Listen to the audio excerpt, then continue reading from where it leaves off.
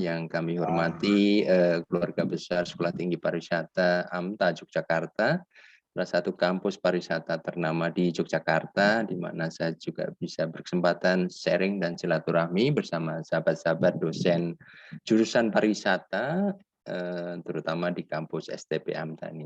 Terima kasih Pak Arief dan Ibu Mona yang sudah memfasilitasi online meeting atau webinar dalam kerangka kuliah perencanaan produk wisata. Siang hari ini hadir Mas Alif Fauzi, sahabat saya, guru saya, karena disertasi saya juga dihasilkan di Dieng, di mana saya menjadikan beliau sebagai informan kunci yang tentunya menjadi sumber informasi saya utama, di samping juga stakeholders yang lain. Mas Alif Fauzi kami minta untuk bicara bukan dalam proses pengembangan community based tourism wisata, tapi yang cukup fenomenal adalah kegilaan dia. Saya katain gila gitu ya, Alif ya, Mas Alif gitu, menginisiasi satu event semuanya. Jadi event yang tidak diinisiasi oleh negara, oleh kabupaten ataupun oleh provinsi, tapi justru oleh kelompok sadar wisata. Nah, ini tentu menjadi satu challenge, satu tantangan yang perlu kita gali. Ada apa sejatinya? Jadi secara flashback Mas Alif bisa bercerita bagaimana suka duka dan bagaimana meyakinkan tokoh-tokoh agama terutama. Nah, kita ingat, kita kembali bagaimana Dieng ini sangat homogen agamanya, di satu sisi ada candi di depan mata kita semua, yaitu candi Hindu. Nah, jadi bagaimana antara kebudayaan dengan tourism ini bisa dipersatukan tanpa harus melunturkan semuanya. Nah, dari diskusi ini yang nanti Mas Alif akan menyampaikan 30 menit, kemudian kita respon dulu Mas Alif. Kemudian nanti teman-teman dari berbagai jadi murid STP AMTA mudah-mudahan bisa menyimak dan bisa memetik beberapa pembelajaran pada pertemuan siang hari ini. Hari Senin yang lalu teman-teman mahasiswa saya ajak diskusi tentang bagaimana desa wisata, dan sekarang adalah salah satu bagian dari pemasaran pariwisata. Kita meyakinkan kepada forum ini, betulkah sebuah event bisa memperkuat brand destinasi? Seperti topik siang hari ini, merancang event untuk penguatan brand destinasi. Nah, tentunya brand itu bisa memberikan impact positif terhadap masyarakat. Harapannya begitu, sehingga Mas Alif nanti akan bisa bertutur bagaimana impact ekonomi, perputaran uang yang beredar di Dieng pada saat event itu. Nah, kurang lebih begitu Pak Alif. Mas Alif, sahabat saya, jadi panjenengan kami berikan waktu tepat ini 13.15 dan mungkin nanti panjenengan bisa akhiri 13.45. Mudah-mudahan bisa diikuti oleh semua mahasiswa kita. Matur nuwun Pak Arif dan Mas Alif, kita mulai nggih. Kita serahkan ke Pak Alif Fauzi.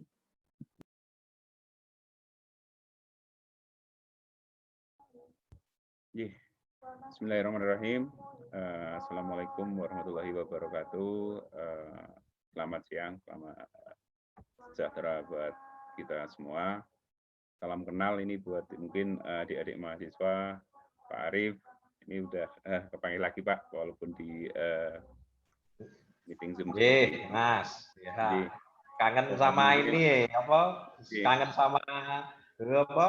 Naik gunung itu Mas. Oh, Sanris sih Pak. Dan dosen-dosen yang lain ini salam kenal juga. Ini yang berkenan hadir di sini, dan tentu mahasiswi AMTA yang sangat saya cintai, karena bagaimanapun saya juga berproses sambil belajar, dan Pak Desta berkali-kali membawa mahasiswa dulu ke Dieng, karena background saya bukan pelajar, bukan dosen, jadi belajar saya tentang pariwisata ini autodidak, dan tentu Pak Desta memberikan banyak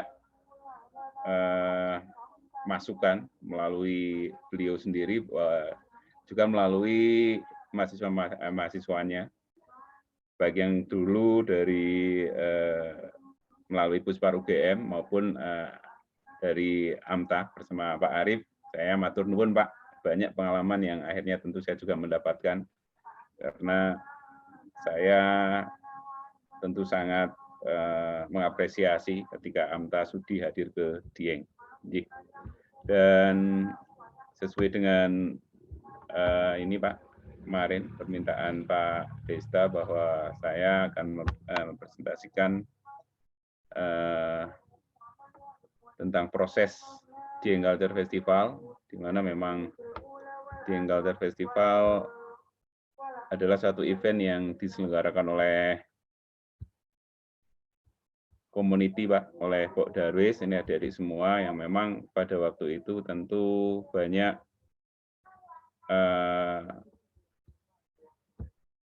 hal yang harus kami lakukan, di mana kami sebetulnya masyarakat Dieng ini hidup di puncak gunung yang penuh dengan sumber daya alam dan sejarah tentunya. Jadi berkata Dieng tentu tidak lepas dari namanya sendiri. Kami sangat bersyukur nenek moyang kami menamai Dieng dengan makna yang sangat tinggi, di mana ada yang mengatakan bahwa Dieng berasal dari bahasa Jawa kuno, yang artinya adalah tempat tinggi, tempat kediaman para dewa. Juga ada yang memaknai juga Dieng dengan sebutan Edi dan Aeng, yang memaknai bahwa Dieng ini langka dan indah tentunya. Jadi tentu ini menjadi satu modal kami dalam pengembangan pariwisata. Ketika waktu itu saya mendapatkan amanah menjadi Ketua Karang Taruna, di mana banyak permasalahan yang saya hadapi. Kami sebagian besar masyarakat Dieng masih fokus pada bercocok tanam, dan pada waktu itulah ada satu momentum di mana saya menjadi ketua pemuda, tetapi di situ banyak permasalahan yang dihadapi, baik permasalahan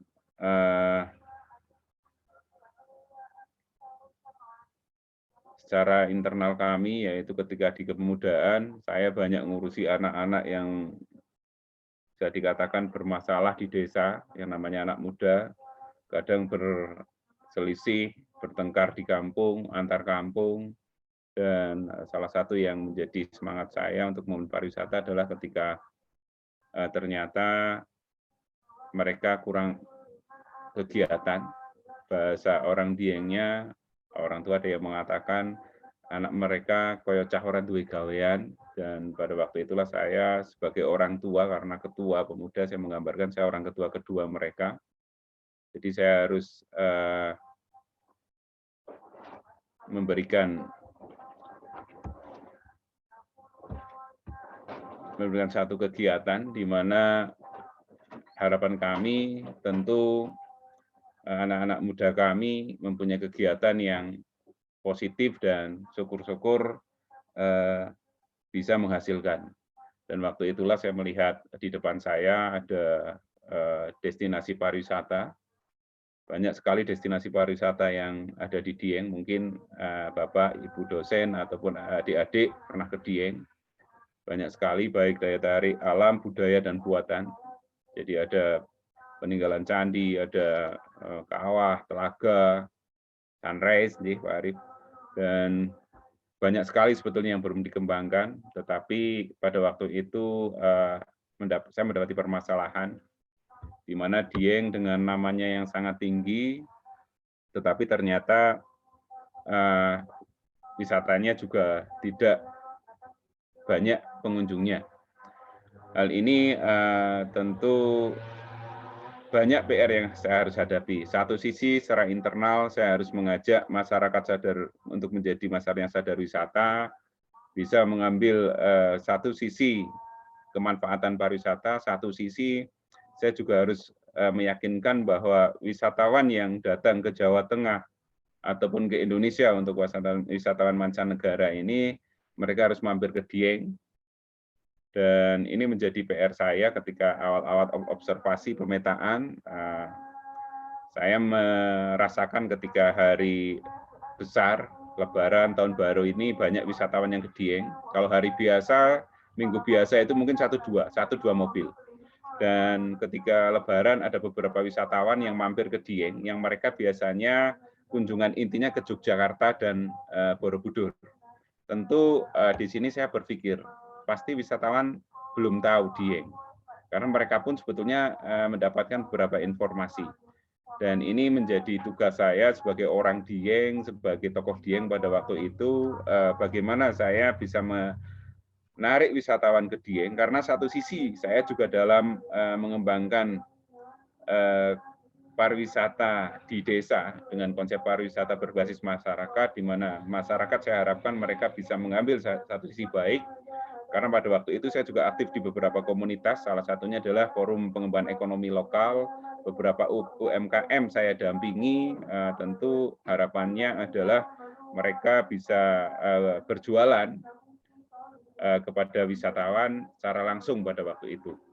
Dan tentu mungkin kemarin ada bahasnya Pak Tata yang selalu saya ambil, bagaimana UMKM yang mereka produksi itu bukan dengan program tu teko, si tuku ora teko-teko, si teko ora gelem tuku. Sama dengan pariwisata ketika dulu homestay, usaha-usaha industri jasa yang mulai saya dampingi beserta pemerintah kabupaten dan provinsi, jangan sampai nanti mereka yang sudah menyiapkan rumahnya menjadi homestay, yang sudah membuat buah karika menjadi sirup karika, yang membuat daun ginseng purwaceng menjadi serbuk purwaceng dan lain-lain, ataupun guide yang kita bina. Sasaran saya pada waktu itu pemuda saya jadikan guide, mereka hanya mendapatkan keilmuannya, mendapatkan kebisaannya untuk memproduksi, tetapi tidak ada yang beli. Dan ini tentu dalam konsep pengembangan pariwisata, saya sambil belajar, saya tetap mengambil dalam konsep desa wisata atau community based tourism. Karena bagaimanapun tentu yang bisa mengubah Dieng secara besar ya otomatis orang Dieng. Ini pemikiran saya yang tentu karena dalam hal ini community based tourism tentu punya makna ya, salah satunya adalah dari rakyat, oleh rakyat, untuk rakyat. Jadi dari masyarakat Dieng, oleh masyarakat Dieng, untuk masyarakat Dieng. Ya, ini tentu saya waktu itu mendapat amanah, saya harus mengajak bagaimana kami harus bisa mengangkat pariwisata di Dieng ini menjadi pariwisata yang tidak hanya terkenal saja, tidak hanya diakui saja, tetapi ada kemanfaatnya. Apalagi pada waktu itu juga yang terjadi wisatawan ke Dieng pun di Sabtu Minggu ada beberapa mobil kecil, mereka hanya sebentar sekali. Seakan-akan hanya mampir kencing, setelah itu yang mendampingi ataupun ketika mereka belanja tidak di Dieng. Jadi kami seperti menonton di rumah sendiri. Ini kan tidak sesuai dengan konsep pariwisata berbasis masyarakat yang memang mempunyai tujuan bagaimana kita bisa mengenalkan budaya alam secara maksimal, karena konsepnya pasti ada something to see, something to do, something to learn, something to feel, dan something to buy. Oleh karena itulah bahasanya sama dengan mungkin tak kenal maka tak sayang, maka kalau wisatawan belum kenal Dieng, tentu mereka akan sulit datang ke Dieng. Jadi pada waktu itu saya bermimpi ketika saya sudah menganalisis, dulu didampingi banyak unsur secara pentahelik, termasuk dari akademis pemerintah, bahwa tentu setelah kami mempunyai atraksi, accessibility, dan amenity yang kita kembangkan melalui community based tourism, kita harus mengenalkan dengan branding, advertising, dan selling. hal itulah apa yang harus saya lakukan di dalam branding ini. Maka pada waktu itu beberapa branding kami buat baik secara logo sesuai dengan desa wisata kami, dan memang nama Dieng yang tidak lepas sangat tinggi, dan saat ini peninggalan candi ini menjadi salah satu keunikan, walaupun candinya kecil tapi ini mempunyai nilai-nilai yang sangat tinggi bagi kami, sehingga brand dari waktu itu branding desa wisata Dieng Kulon maupun akhirnya Dieng Culture Festival, kami tidak meninggalkan dengan logo candi, walaupun kami sudah semua 99 beragama Islam.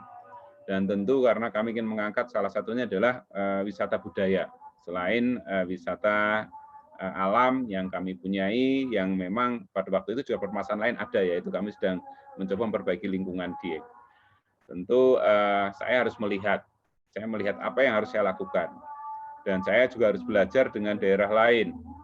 Ketika waktu itu saya sangat menganalisis sekali dengan Borobudur dan Yogyakarta yang sangat pada waktu itu sudah terkenal. Apa sih yang dilakukan? Ternyata di Borobudur sudah banyak event seperti Borobudur International Festival dan lainnya, apalagi di Yogyakarta. Dan Dieng pada waktu itu benar-benar belum punya. Jadi disitulah karena saya ketua Karang Taruna, saya sudah biasa membuat event-event desa. Saya dipercaya menjadi ketua panitia yang di bulan Agustus biasanya harus menyelenggarakan kegiatan yang meramaikan di masyarakat, tetapi tentu di dalam pariwisata saya tidak ingin hanya masyarakat saja yang hadir, masyarakat yang nonton di rumah sendiri. Bagaimana saya harus mengangkat bahwa masyarakat harus tampil dan nanti harus bisa menarik wisatawan yang datang. Dan ini menjadi satu konsep kami, di mana akhirnya beberapa tujuan ini harus kami ambil di dalam Dieng Culture Festival. Awalnya ada 4 tujuannya, tentu tidak lepas daripada nama Dieng Culture Festival sendiri, di mana Dieng Culture Festival mempunyai tujuan yang pertama tentu pelestarian budaya. Pelestarian budaya, dan yang kedua pemberdayaan masyarakat. Karena tentu pada waktu itu saya sangat fokus pada pengembangan ekonomi lokal, dan saya tentu tidak ingin UMKM yang saya dampingi, usaha-usaha masyarakat di bidang jasa, baik akomodasi maupun guide, mereka tidak mendapatkan. Tentu saya harus membuat bahwa tujuan daripada Dieng Culture Festival ke situ, sehingga nanti muncul paket-paket wisata. Dan yang ketiga tentunya adalah promo potensi pariwisata Dieng dan sekitarnya. Jadi saya tidak berharap pada waktu itu wisatawan hanya berkunjung ke Dieng, seakan hanya mampir kencing dan mampir ke 3 objek utama yang menjadi kebiasaan wisatawan, yaitu Candi, Kawah, dan Telaga. Karena Dieng mempunyai banyak sekali daya tarik. Apalagi living culture-nya yang sangat berbeda. Kami di daerah dataran tinggi, dingin, tentu ada banyak sekali hal-hal yang tidak dirasakan oleh masyarakat yang lain di Indonesia. Dalam hal ini untuk target pasar di pasar Nusantara. Jadi target utama kami memang kami sudah punya target, yaitu sesuai dengan analisis. Kalau Lebaran itu sudah kami pastikan bahwa target kami adalah wisatawan Jakarta terbesar. Jadi kami melihat sesuatu yang pasti harus menjadi daya tarik orang Jakarta. Di Jakarta gunung tidak begitu kelihatan, kalaupun ada mungkin hanya di pinggiran yang sangat jauh, banyak gedung-gedung, di sini ada gunung dan lain-lain. Di Jakarta mereka sudah biasa makan kentang, tetapi mereka ternyata juga benar sesuai dengan dugaan kami, mereka tidak tahu tanaman kentang itu seperti apa. Apalagi hal-hal yang unik, di mana di sini ada karika dan yang lain-lain yang tentu sangat menarik ketika mereka mencicipi. Maka mereka harus merasakan cara membuatnya sampai cara makannya. Dan ini menjadi konsep kami bahwa Dieng Culture Festival ini menjadi event yang terkolaborasi sesuai dengan tujuan, yang pada waktu itu yang terakhir ada kegiatan sosial, bahwa kalau kami menyelenggarakan hitanan massal itu biasa, tetapi kami ingin mengangkat satu kegiatan sosial kami, yaitu mencukur anak-anak berambut gimbal di Dieng. Karena kebanyakan juga banyak sekali yang belum bisa cukur. Kalau mungkin untuk keluarga yang mampu biasanya mereka cukur sendiri. Tetapi untuk yang beberapa yang tidak mampu kadang mereka harus menunggu, menabung, sehingga momen itulah juga yang kami jadikan tujuan kami ingin menolong untuk anak-anak gembel dari kalangan yang tidak mampu. Selain itu juga kami ingin mengangkat potensi tadi. Selain itu kami juga ingin mengenalkan budaya lain, seni tradisi, bahwa kami punya banyak sekali seni tradisi, ada kuda kepang, lengger, rodat, dan semuanya yang tentu ini harus kita angkat. Pada waktu itulah kami tentu berusaha bagaimana event ini harus kita tampilkan dengan apik, tetapi mereka juga harus benar-benar melihat semuanya yang kami harapkan. Sehingga pada waktu itulah kami mengemas event ini dengan nama event Festival Budaya Dieng, tetapi di dalamnya itu banyak sekali kegiatan sub-eventnya. Jadi ada pameran UMKM, ada paket berkunjung ke objek wisata. Dulu kami kenalkan awal itu kami kerjasama dengan biro, dan salah satu bironya justru dari ex KKN UGM di Dieng. Itu kami mulai memasarkan si kunir yang Pak Arief naik itu, dan kami juga mulai memasarkan yang lain bahwa mereka mau tidak mau harus kita paketkan lebih dari 2 hari, lebih dari 1 hari pada yang pertama. Minimal mereka harus menginap. Jadi waktu itu kami persiapkan rumah-rumah yang sudah menjadi homestay, itu mereka harus menyiapkan rumahnya untuk disinggahi oleh paket-paket kami awal sekali. Memang belum terjual banyak pada waktu itu, tapi minimal pada waktu itulah masyarakat belajar menerima tamu yang sebenarnya ketika ini menjadi tamu paket. Jadi mereka hanya menyiapkan rumahnya, nanti yang mengurus yang lain adalah teman-teman yang lain. Jadi ada teman-teman guide yang nanti mengantar mereka sampai depan rumah, ada teman-teman pengusaha makan minuman yang ataupun di sini ibu-ibu yang nanti menyiapkan makan minumannya, dan yang lainnya. Ini menjadi satu konsep kami di event pertama kami, yang tentu perjuangannya sangat berat.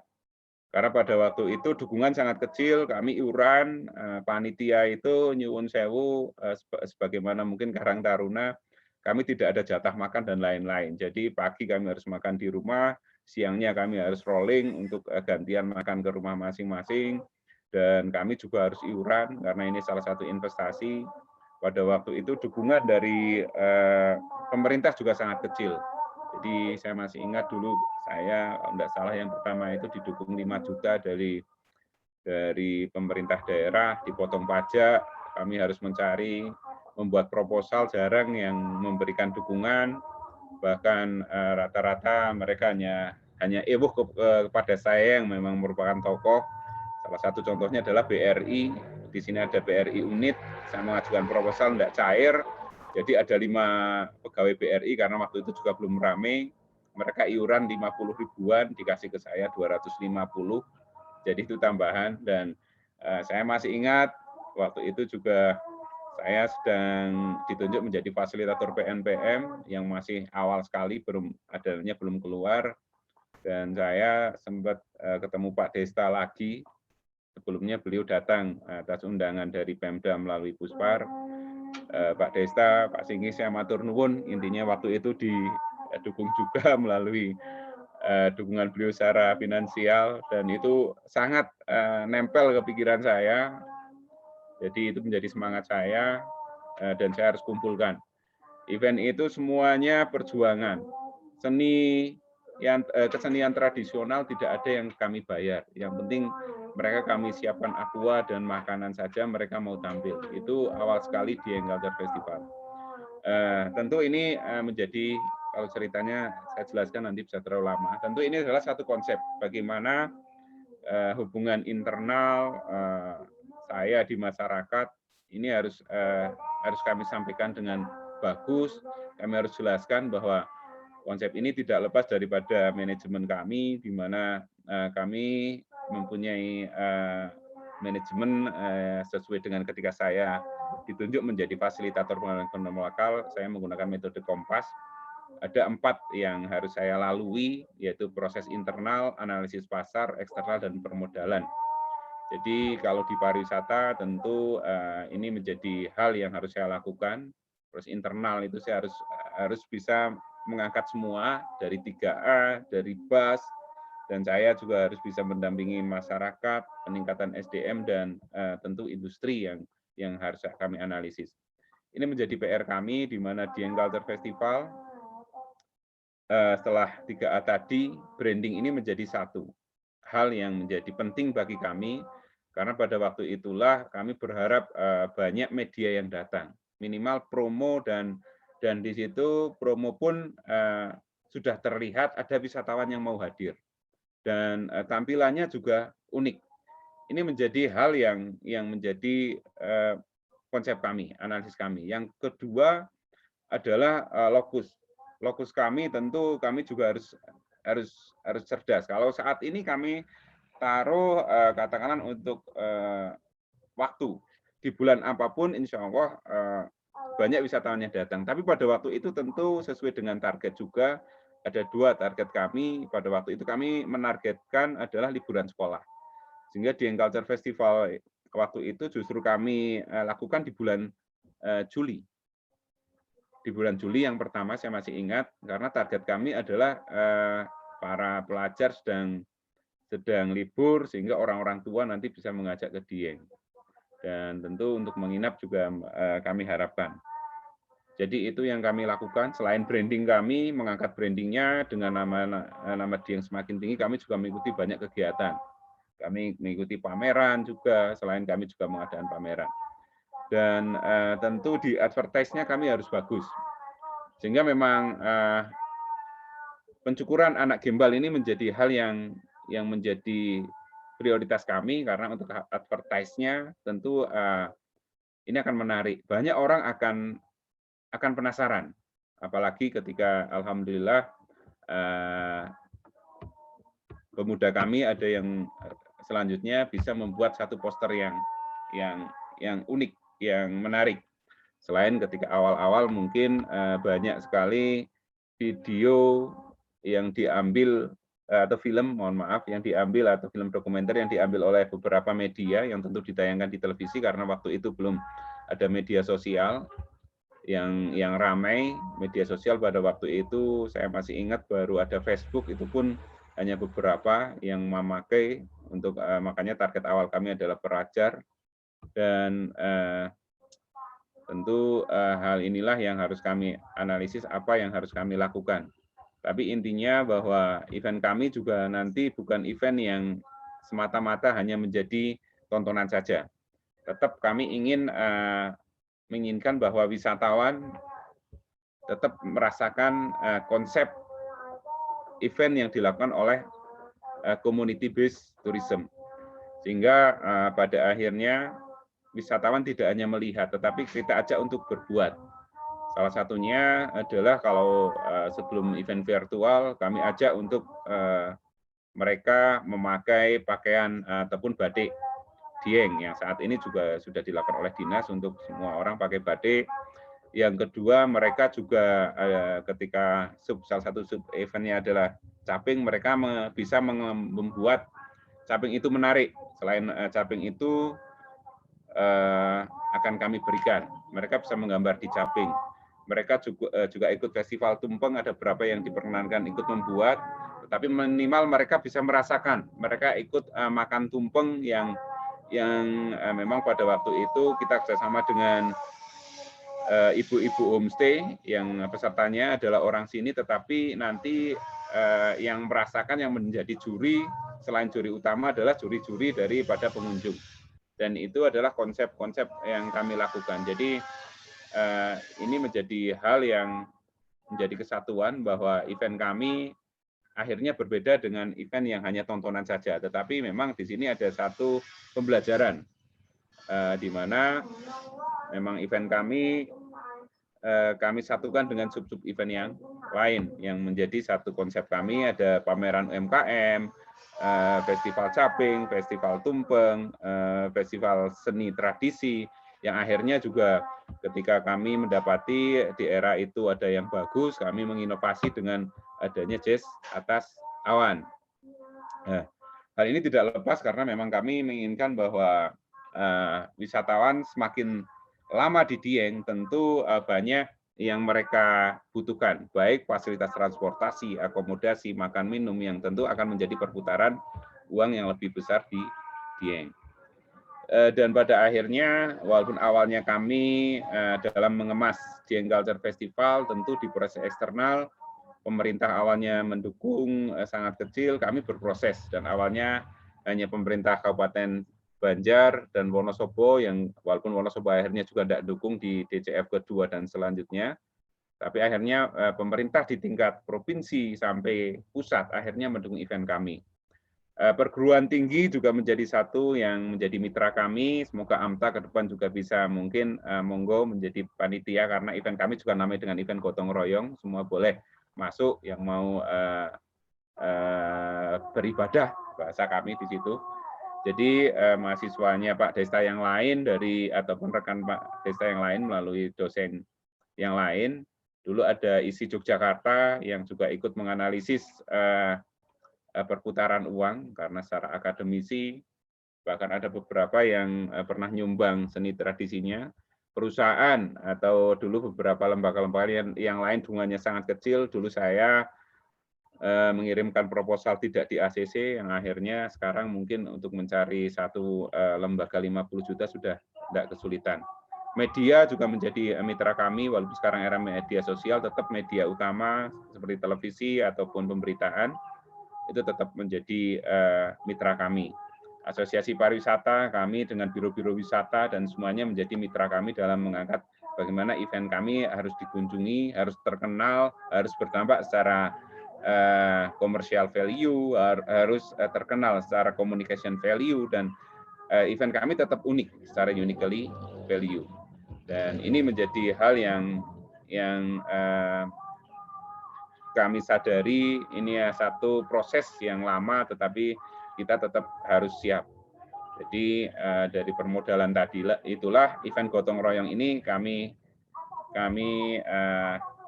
aplikasi di Dieng Culture Festival. Jadi ada banyak event, sub-event.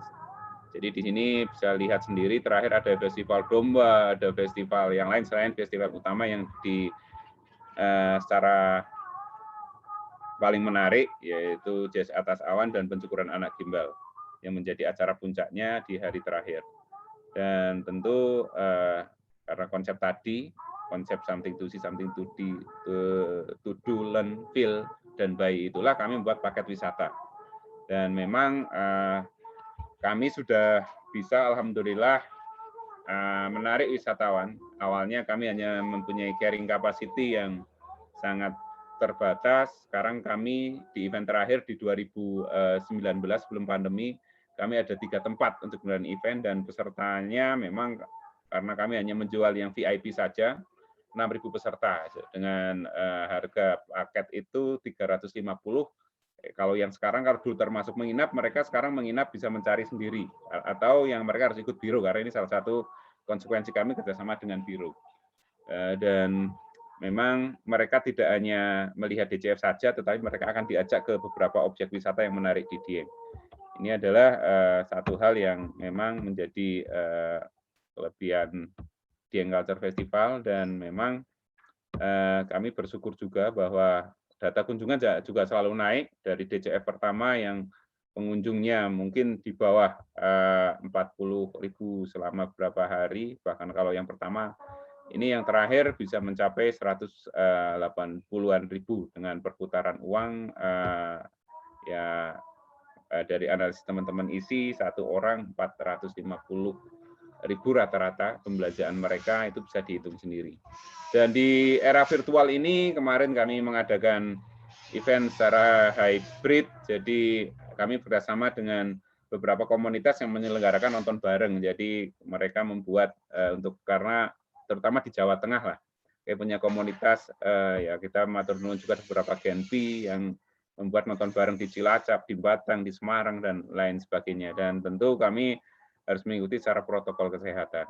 Dan ini menjadi PR kami ke depan, karena tahun ini juga masih pandemi, tentu kami kemungkinan masih mengadakan secara hybrid, tetapi semoga hybridnya sudah semakin terbuka. Karena tahun lalu saya matur nuwun Pak Desta juga menjadi narasumber di event hybrid kami, karena awalnya kami tetap mengundang hanya 50 orang saja di dalam gedung, dan kita share melalui virtual, tetapi memang tentu menjadi pembelajaran awal, banyak sekali yang harus kita perbaiki di event hybrid yang kedua ini apabila kami hybrid. Dan memang ini menjadi PR yang luar biasa pandemi ini, tetapi ini juga menjadi banyak pembelajaran bagi kami, karena tentu semoga ketika sudah normal pun, karena kami lihat berita di Wuhan, di banyak itu sudah normal, kami yakin bahwa mungkin tahun depan atau 2 tahun yang akan datang kami bisa mengadakan event secara normal. Dan tentu target kami masih sama, ada secara keberhasilan event secara umum, yaitu commercial value kami harus dapatkan, uniquely value tetap harus kami dapatkan, dan tentu communication value harus kami dapatkan, apalagi untuk mengangkat branding. Mungkin itu pengantar dari saya tentang event Dieng Culture Festival, dan nanti kita sambung lagi dengan diskusi. Jadi, akhirul kata, wabillahi taufiq wal hidayah, wassalamualaikum warahmatullahi wabarakatuh. Waalaikumsalam warahmatullahi wabarakatuh.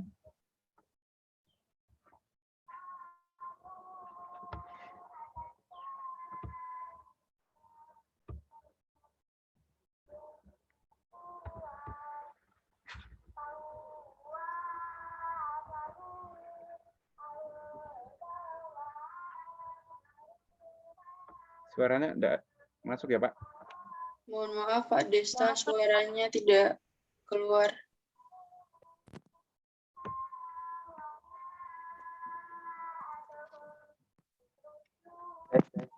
Tes. Masih hilang Pak suaranya. Kita coba.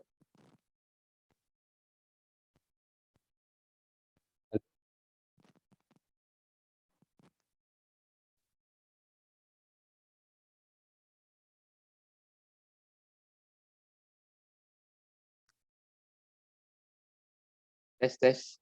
Duh, kok nggak?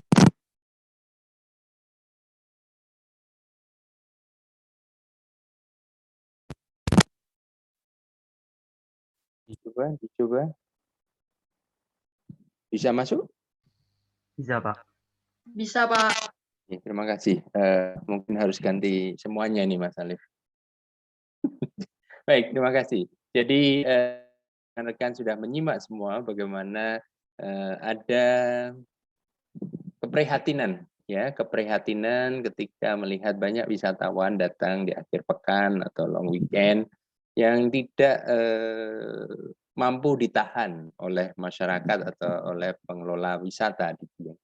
Pemerintah saya melihat pada awalnya belum juga memiliki gagasan terkait dengan bagaimana cara wisatawan di Dieng terutama bisa ditahan untuk lama tinggal. Ingat, keberhasilan pariwisata salah satunya tidak hanya diukur dari jumlah kunjungan wisatawan, tapi bagaimana lama tinggal wisatawan di situ. Nah, awal-awal sebelum DCF berada atau event itu dilaksanakan, kami hanya melihat orientasi pertama orang datang ke Dieng hanya untuk merasakan dingin. Habis itu pulang, turun. Nama besar Dieng belum seperti saat ini, masih kalah dengan Borobudur, sehingga tadi Mas Alif sampaikan perhatian pusat sangat luar biasa terhadap Borobudur. Yang ini tentunya membuat ya boleh dikatakan istilahnya adalah cemburu ya Mas Alif ya, cemburu bagaimana perhatian yang luar biasa diberikan oleh pusat. Dan kita ingat bahwa Borobudur itu sudah dikelola oleh PT Taman, Badan Usaha Milik Negara. Nah, sementara Dieng sendiri dikelola oleh pemerintah yang sering kali rebutan, yaitu pemerintah negara dan pemerintah Wonosobo. Nah, ini tentunya menjadi satu poin penting bagaimana menyamakan persepsi. Mungkin Mas Alif nanti bisa sedikit mengulas bagaimana sebetulnya sejauh Mas Alif tahu, sejauh Mas Alif pahami, sebagai pelaku wisata terkait dengan kebijakan. Ini kita bicara kebijakan dulu Mas Alif. Bagaimana visi kebijakan pemerintah kabupaten kita, Banjarnegara, dan mungkin Kabupaten Wonosobo ketika kita berbicara Dieng. Nah, padahal kita tahu, kita mengatakan pariwisata itu borderless, tidak bisa dipisah secara administrasi. Bicara Dieng, dataran tinggi Dieng, nanti Mas Alif terangkan, dataran tinggi Dieng terdiri atas sekian, mencakup sekian dan sebagainya. Nah, sehingga ketika kita bicara DCF, ya tentunya kita berharap kue pariwisata dari Dieng Culture Festival ini juga bisa dirasakan oleh seluruh masyarakat. Nah, sedikit Mas Alif tambahkan ya, berapa banyak kue pariwisata terutama dari DCF bisa dirasakan oleh desa dari bawah sampai desa dari atas. Gitu. Itu dulu Mas Alif, silakan ditambahkan. Baik. Berkata Dieng Culture Festival, kalau dilihat dari kepanitiaan memang kami berhasil karena memang kami mengangkat bahwa Dieng adalah Dieng karena nenek moyang kami sama walaupun kami di daerah perbatasan, sehingga baik panitia Dieng Culture Festival ataupun Pokdarwis kami ini terbuka untuk pemuda-pemuda kawasan Dieng. Jadi karena panitianya pun dari beberapa desa sebetulnya. Jadi kalau yang ikut Wonosobo itu ada hampir 5 desa dari Kabupaten Wonosobo, dari Padak Bandeng, Jujugan, Dieng Wetan, Sembungan, dan daerah bawah itu yang ikut kepanitiaan, dan yang ikut Banjarnegara itu juga sekitar 5, ada Karangtengah, Kepakisan, Pekasiran, Karangsari, Dieng Kulon. Ini tentu hal inilah yang kami merasakan bahwa event kami berdampak kepada kami sendiri di Dieng Kulon dan berdampak kepada masyarakat mereka yang tentu mereka ikut aktif di Dieng Kulon, tetapi mereka juga bangga ketika akhirnya wisatawan bisa dibawa ke desa mereka. Jadi kalau analisis terakhir, ketika 450.000 rata-rata pengeluaran uang di Dieng per hari, dan 180.000 tentu hampir 80 miliar lebih. Itu uang berputar di Dieng. Tetapi ternyata tidak hanya di Dieng Kulon. Ya. Ada tadi hampir 9 desa penguat yang mereka juga mendapatkan. Bahkan kalau berbicara wilayah kabupaten, ini termasuk ketika kemarin saya diundang ke ITB, salah satu dosen yang bawa mahasiswanya, mereka menginap di Kabupaten Batang, Pak. Oh, ini pada akhirnya ada 3 kabupaten yang mendapatkan secara industri pariwisata. Jadi ada hotel di Wonosobo yang penuh semua. Jadi dari Krishna, Hotel Bintang 4, Hotel Bintang 3, dan Hotel Melati di Wonosobo penuh semua. Bahkan alun-alun itu bisa ramai di Wonosobo. Banjarnegara yang memang menjadi wilayah saya, yang ramai hanya beberapa hotel. Yang paling full itu ada di hotel yang terbesar di Banjarnegara dan yang lain, tetapi mereka mendapatkan satu sisi. Tapi ada Kabupaten Batang yang pada waktu itu saya kaget juga ketika saya diundang di ITB karena mereka juga tertarik dengan Dieng Culture Festival. Ini adalah satu hal yang memang dampak multiplier efeknya secara masyarakat dan industri mereka dapatkan. Dan secara pemerintahan, kami juga menjual, kalau di paket sudah pasti, biro-biro itu tidak hanya menjual paket wisata yang ada di Dieng Kulon saja, seperti kawah dan candi, karena itu kegiatan DCF di situ. Tetapi biro mengajak wisatawan yang dari Jakarta, Surabaya, bahkan dari luar Jawa, itu tentu mereka juga mengajak mereka berkeliling ke destinasi-destinasi di Wonosobo. Ada Telaga Warna, ada Dieng Plato Titer, dan ada Sikunir, yang tentu itu secara pajak juga masuk ke, sekarang Sikunir ada mungkin beberapa pajak masuk ke daerah. Walaupun itu oleh. Nah, tentu kue-kue itu sebetulnya mereka mendapatkan. Ini menjadi hal yang memang kami berbuat ini, dan kami berharap mereka silakan berbuat sebagus-bagusnya. Jadi karena kami berbicara Dieng adalah Dieng. Tadi makanya saya dan teman-teman tidak pernah merasa ketika berbicara pariwisata borderless, bagi kami Dieng adalah lebih borderless, apalagi nenek moyang kami satu. Adik-adik saya ada di desa samping, dan mereka juga jadi bagian dari kami orang Dieng. Tentu baiknya Dieng adalah baik semua, bagi kami jeleknya Dieng pasti jelek semua. Dan ini menjadi hal yang menjadi PR kami ketika sempat kami bermimpi bahwa Dieng menjadi wilayah administrasi sendiri, karena begitu sulitnya destinasi Dieng dengan ego wilayahnya. Betul. Yang mereka tanda kutip enggak tahu, mungkin ada pemerintahan yang datang enggak di sini di forum ini. Tapi intinya memang kenyataannya seperti itu.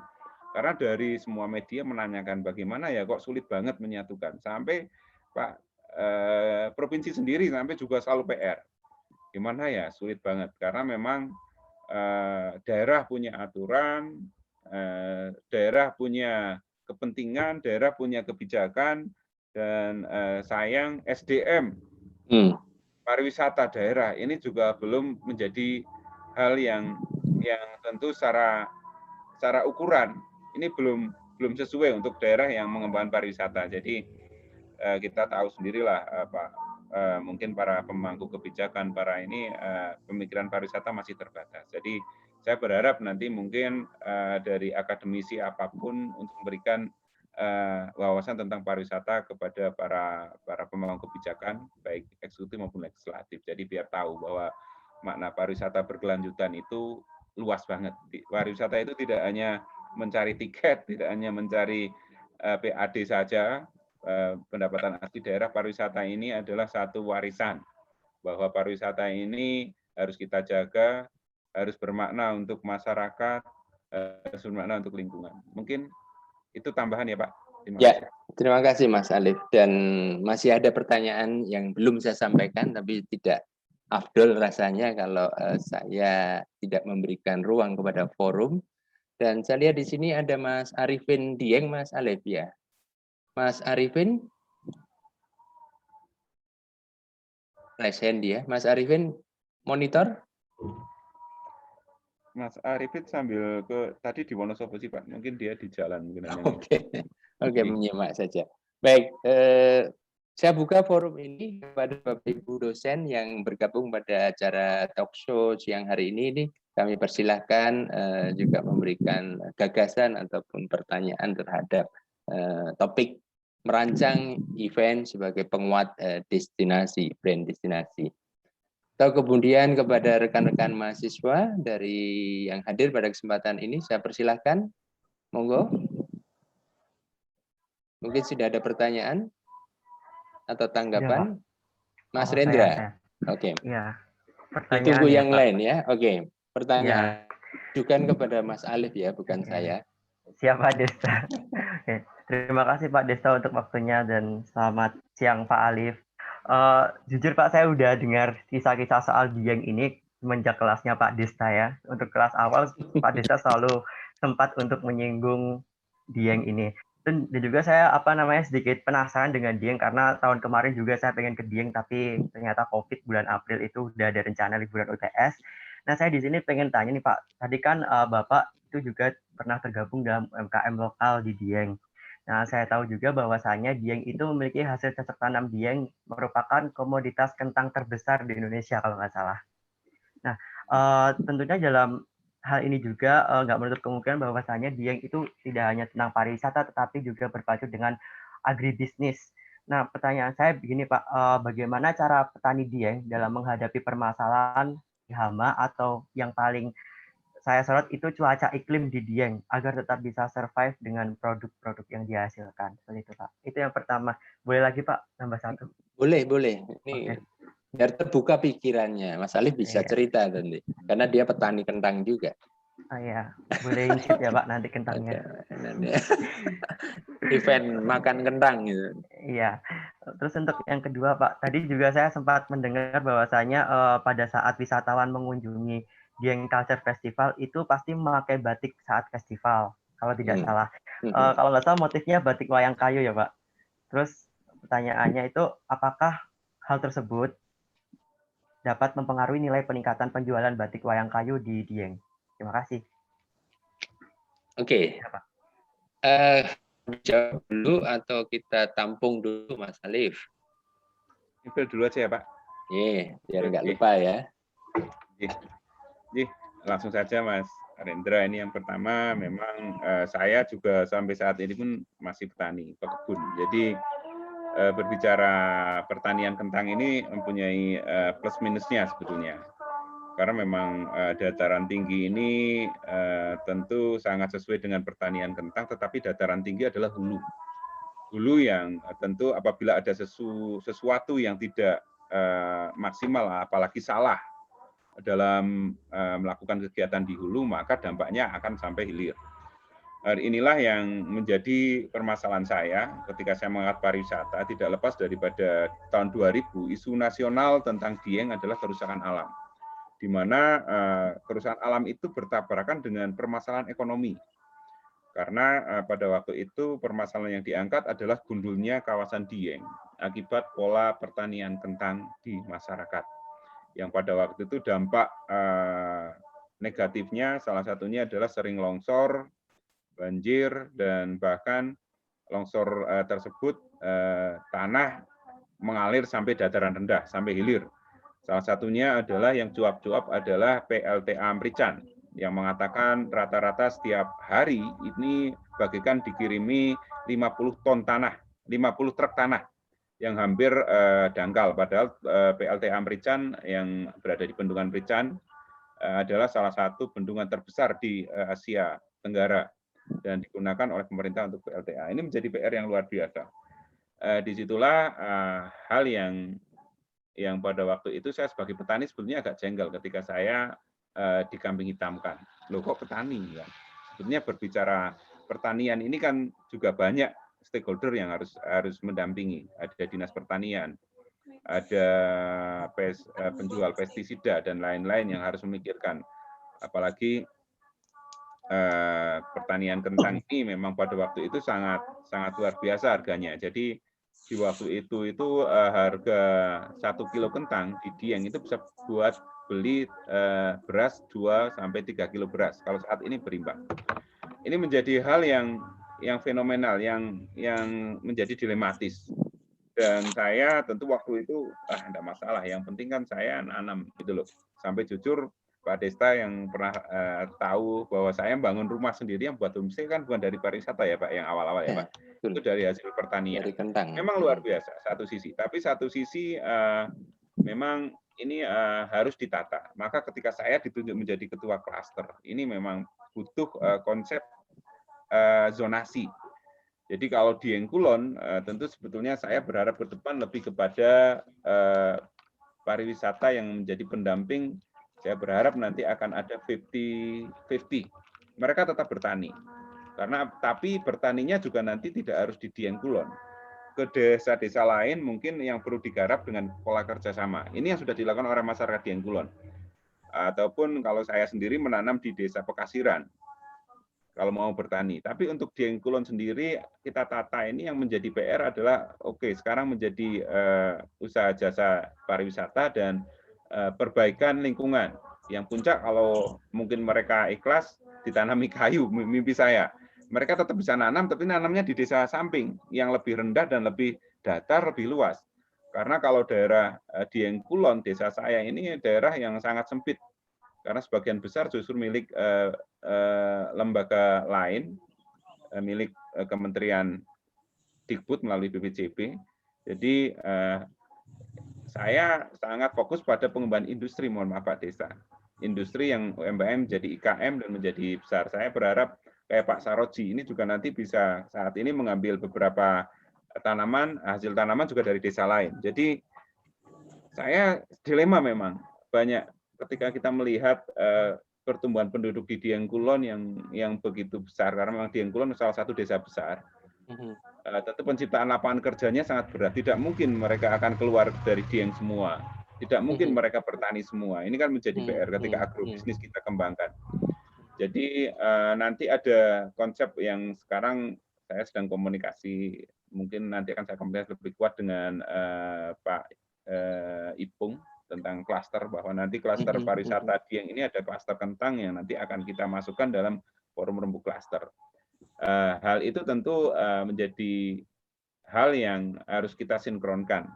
kita sinkronkan dengan pengembangan Dieng yang memang tadi saya sampaikan berawal dari selain tadi penciptaan lapangan kerja dan permasalahan lingkungan, tetapi satu sisi agrobisnis ini menjadi hal yang tentu jangan sampai hilang. Masyarakat Dieng, saya juga tidak ingin orang Dieng Kulon, anak saya tidak tahu cara menanam kentang, saya malu nanti itu loh. Walaupun sebentar lagi kuliah di Jogja anak saya yang pertama dan yang lain juga sudah sekolah di luar kota, tapi saya ingin mereka tetap harus bisa nanam kentang. Mereka harus tetap punya lahan, baik kerjasama, syukur-syukur karena desa samping lahannya lebih luas, kalau kita bisa beli di desa samping, tetap kalau bisa di desa samping jangan dibuat usaha pariwisata, tetapi di desa samping yang bersebelahan tetap kita tanami kentang. Itu seperti itu. Ini adalah konsep saya terkait agrobisnis. Bahkan kita juga mengangkat UMKM itu tidak hanya menjual kentang secara sayur. Saat ini sudah dilakukan. Keripik kentang ini menjadi hal yang sekarang dibuat oleh UMKM selain Karika di Dieng. Dan bahkan kalau di Batur itu salah satu UMKM yang paling populer. Dari Wonosobo beberapa daerah itu mereka mengambil tanda kutip yang berlabel dan ini yang berhasil di agrobisnis dalam peningkatan nilai tambah atau pengolahan hasil pertanian. Sekarang juga banyak yang membuat hasil-hasil lain, Mas Rendra, tidak hanya kentang. Itu dibuat makanan-makanan khas. Ini tidak lepas inovasi mereka terbuka, kreativitas mereka terbuka karena adanya permintaan pariwisata. Dan ini saya tentu bermimpi kentang tetap harus ada, di Dieng Kulon juga tetap harus ada, tetapi harus kita tata. Karena Dieng Kulon ini Nyuwun Sewu daerahnya seperti ini nih, kalau mau lihat. Ini dari Rumah Budaya Alif ini. Nah, itu banyak, ini saya agak mendung. Kalau enggak mendung kelihatan yang gunung-gunung itu puncaknya, saya juga tidak ingin puncaknya ditanami kentang nanti. Jadi seperti itu. Tapi ini PR banyak, monggo adik-adik semua yang punya mungkin studi kasus di daerah lain bagaimana menata lingkungan yang benar ketika kita membangun pariwisata, apalagi berwisata berbasis masyarakat, dengan konsep ekoturism, ini tentu akan ada sesuatu yang menarik di situ dinamikanya. Dan tadi pertanyaan kedua tentang budaya batik, batik ini memang ketika kami tidak begitu fokus ke batik secara besar. Sebenarnya batik itu kami tetap kalau yang batik kain itu kami tetap bekerja sama karena tadi konsep eksternal kami juga harus menghormati. Kami tidak ingin akhirnya industri itu semua di kawasan Dieng. Kami sudah harus menghargai Pekalongan sebagai kota batik. Maka kemarin teman-teman Pekalongan bahkan ingin bekerja sama. Mas, motifnya kan kami buatkan, bisa enggak kerjasama? Sebetulnya yang buat itu jujur bukan orang-orang Dieng. Tapi minimal ketika kita berbicara ekonomi secara makro untuk Indonesia, untuk kita dan budaya, apalagi ekonomi yang mengangkat budaya, ini memang ya kita hargai itulah. Maka Batang dan Pekalongan itu menjadi mitra kami. Memang di sini tetap harus ada yang bisa, karena minimal harus bisa menerangkan. Untuk storytelling-nya harus ada. Bahkan kami tetap mengajari UMKM di batik kayu yang tetap membuat motif, cara membatik dengan cantik dan lain-lain tetap ada. Tetapi kalau sudah sampai produk besar, tetap kita arahkan kepada mitra kami yang ada di Batang dan Pekalongan. Jadi bahasanya hidup itu harus berbagi. Jadi seperti itu. Dan tetap kalau berbaginya masih di Indonesia kan tidak masalah. Karena ekonomi makro Indonesia juga harus jalan. Harus tumbuh ya. Konsepnya pemerataan ya Mas Alif ya. Konsepnya pemerataan dan kata kuncinya Mas Rendra, teman-teman mahasiswa semua ya, adalah partnership. Kita tidak bisa sendiri, jadi Dieng ini disangga atau ditopang oleh beberapa desa, bahkan saya senang sekali Batang sudah mulai masuk, dan ke depan ketika Pantura akan dibuka oleh Pak Ganjar tentunya akan semakin memudahkan. Dulu orang datang ke Dieng hanya lewat Borobudur, lewat Salaman, Kepil, dan tembus ke Wonosobo. Dan jalurnya masih kecil, tapi sekarang mungkin akan ada pengembangan jalur transportasi. Dan ingat ya rekan-rekan semuanya, para mahasiswa, Dieng atau Dataran Tinggi Dieng merupakan salah satu KSPN, Kawasan Strategik Pariwisata Nasional, yang menjadi penyangga Borobudur. Jadi Borobudur sebagai kawasan strategis nasional disangga oleh Dieng, disangga oleh Ambarawa, dan oleh destinasi yang lain. Nah, tentunya DCF juga bisa menjadi trigger yang salah satunya juga meningkatkan nilai tambah dari agrobisnis tadi. Mas Rendra sudah sempat bicarakan dan Mas Alif juga pernah melakukan festival minum Purwaceng. Nah, nanti diceritain ya Mas Alif ya, uniqueness ya yang punya nilai jual yang tidak dimiliki oleh tetangga kabupaten yang lain. Kita simpan dulu Mas Alif ini kunci-kunci yang saya jawab. Saya ke kita ke Mas Lalu. Mas Lalu silakan dari Lombok. Ya. Baik, sebelumnya sebentar Bapak. Tidak usah repot-repot Mas Lalu. Silakan minum dulu kalau mau minum. Indonesia Tengah belum berbuka Bapak, jadi ya. masih lama. Baik, sebelumnya terima kasih Pak Desta atas kesempatannya dan tentunya terima kasih kepada Bapak Alif yang sudah berbagi, sudah sharing kepada kami. Ya, baik, ada beberapa pertanyaan, sebenarnya banyak sekali pertanyaan, kemudian tadi ada yang sudah diwakili oleh Mas Rendra, kemudian tadi sempat disinggung oleh Bu Mona, barangkali juga akan saya sampaikan pada saat ini gitu. Baik, mohon izin Bapak Alif untuk menanyakan, semoga ini menjadi pembelajaran bagi saya dan tentunya untuk kebaikan daerah saya yang di sini gitu. Baik. Ya, mungkin terkait dengan yang pertama yang mungkin disampaikan oleh Bu Mona tadi, yaitu proses negosiasi gitu. Jadi seperti yang kita ketahui bahwasanya proses negosiasi ini yang sangat sulit sekali kita istilahnya titik temu atau istilahnya satu frekuensi dengan orang-orang, dengan tokoh-tokoh yang ada di suatu kawasan, termasuk di Lombok ini Bapak. Mungkin tidak lengkap rasanya kalau saya tidak menyampaikan juga terkait dengan apa yang di Lombok gitu Bapak. Anggap juga sebagai media promosi kami. Ya, mungkin di sini di Lombok terkenal dengan pariwisata halalnya Bapak.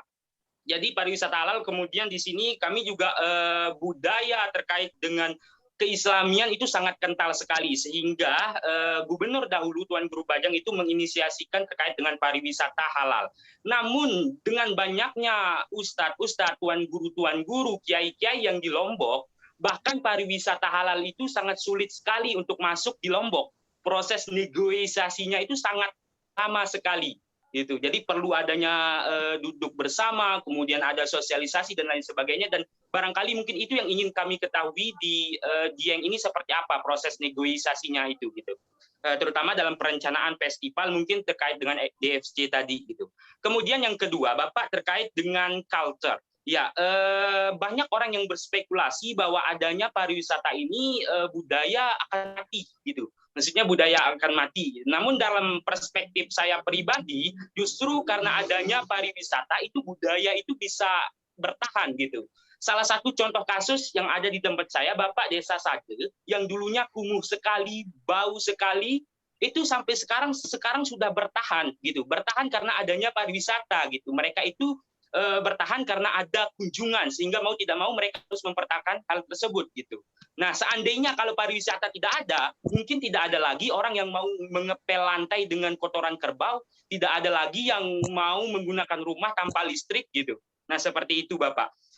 Barangkali mungkin dijelaskan juga, kan di Dieng juga ada sebuah budaya yang tadi rambut gimbal. Saya juga sempat mengulik budaya tersebut Bapak dengan teman-teman Himpunan Mahasiswa Pariwisata Indonesia, itu terkait dengan budaya gimbal. Nah, barangkali itu mungkin lebih dijelaskan Bapak bagaimana keselarasan budaya yang ada di sana dan bagaimana budaya tersebut bisa bertahan hingga sekarang. Dan apakah ada kekhawatiran tersendiri dari bapak-bapak atau tokoh-tokoh yang ada di Dieng gitu. Nah, kemudian mungkin yang terakhir Bapak, yang ketiga, tidak lengkap rasanya juga saya ingin menanyakan terkait dengan segmentasi pasar di masa pandemi. Nah, bagaimana cara Dieng itu memutarbalikkan istilahnya kayak ya semua destinasi pada saat ini terpukul sekali ketika pandemi. Nah, sementara dari Dieng ini bagaimana Bapak?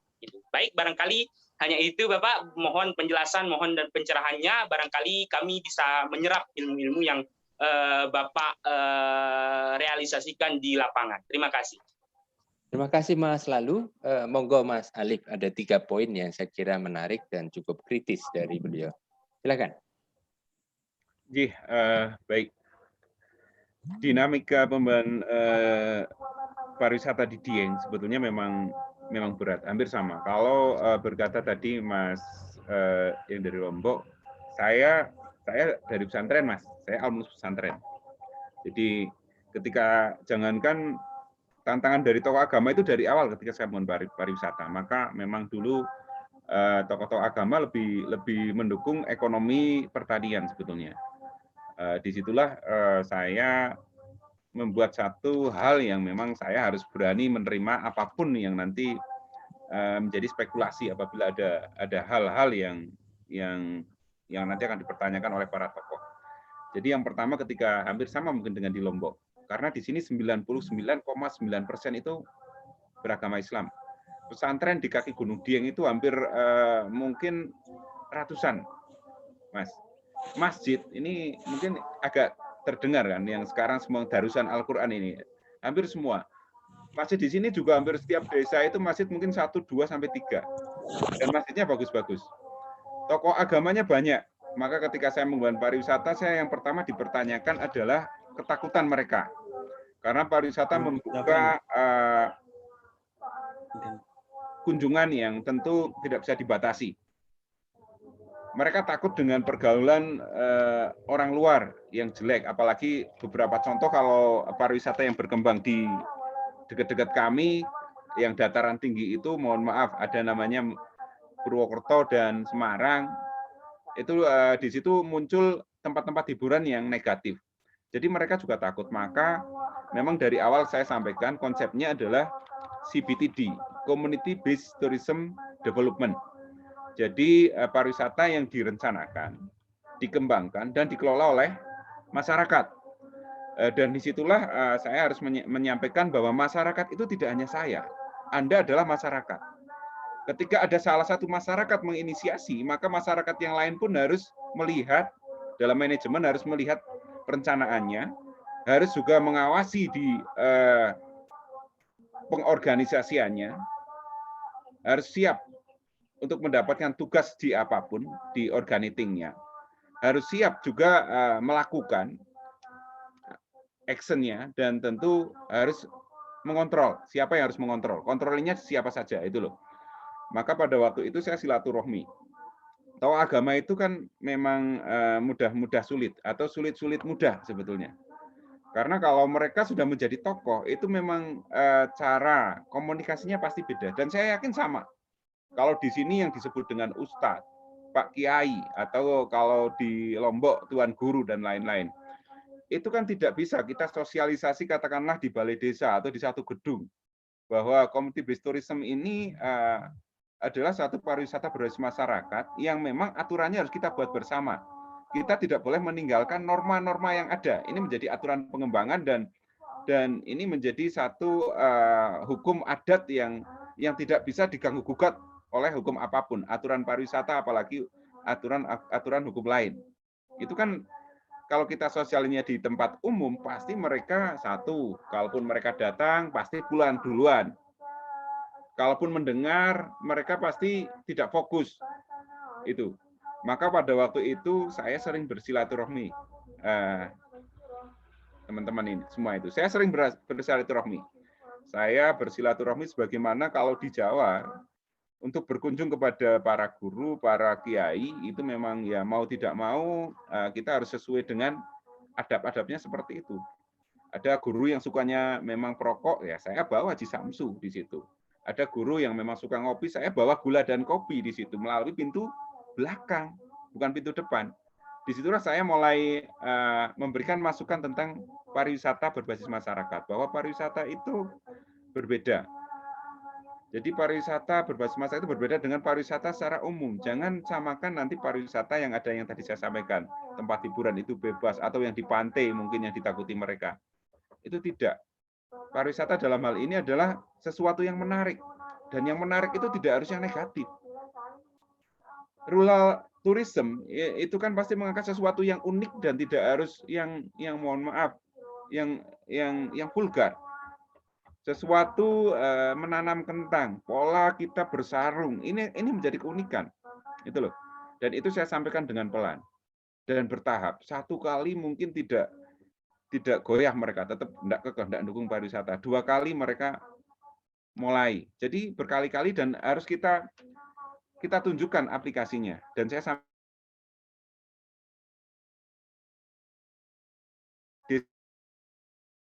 mereka bayangkan, tidak ingin nanti homestay itu menjadi tempat mesum misalnya. Ya Anda harus ikut masuk dalam penasehat dan ikut membuat aturannya dengan dasar-dasarnya. Maka sampai saat ini pun ketika ada paguyuban homestay pertemuan, mereka memberikan bahwa hidup yang seharusnya secara estetika agama adalah ini, gitu loh. Hidup ini harus kita cari berkahnya. Nah, dan sama, apalagi waktu itu awal saya mulai diterima secara tourism dengan desa wisata, dengan community based tourism. Akhirnya saya tidak begitu ditentang sekali. Saya mulai karena 2007 sebenarnya saya mengangkat Pok Darwis dan pengembangan pariwisata. Saya mengangkat branding DCF itu mulai tahun 2010. Di situ DCF kedua saya mendapatkan tantangan luar biasa. Karena event saya dianggap event musyrik. Event musyrik. Jadi pada waktu itulah saya kaget ketika salah satu panitia mengatakan bahwa ada beberapa ustadz yang mulai tidak suka dengan kegiatannya Mas Alif. Terutama di Dieng Culture Festival, di mana mengangkat kegiatan di candi yang merupakan peninggalan orang Hindu, dan di situ kegiatannya budaya masa lalu yang membakar dupa, bahkan mengangkat seni-seni tradisi yang mohon maaf tidak sesuai dengan era sekarang yang Islami. Saya tersenyum dalam hati dan saya harus berpikir saya harus silaturahmi kembali.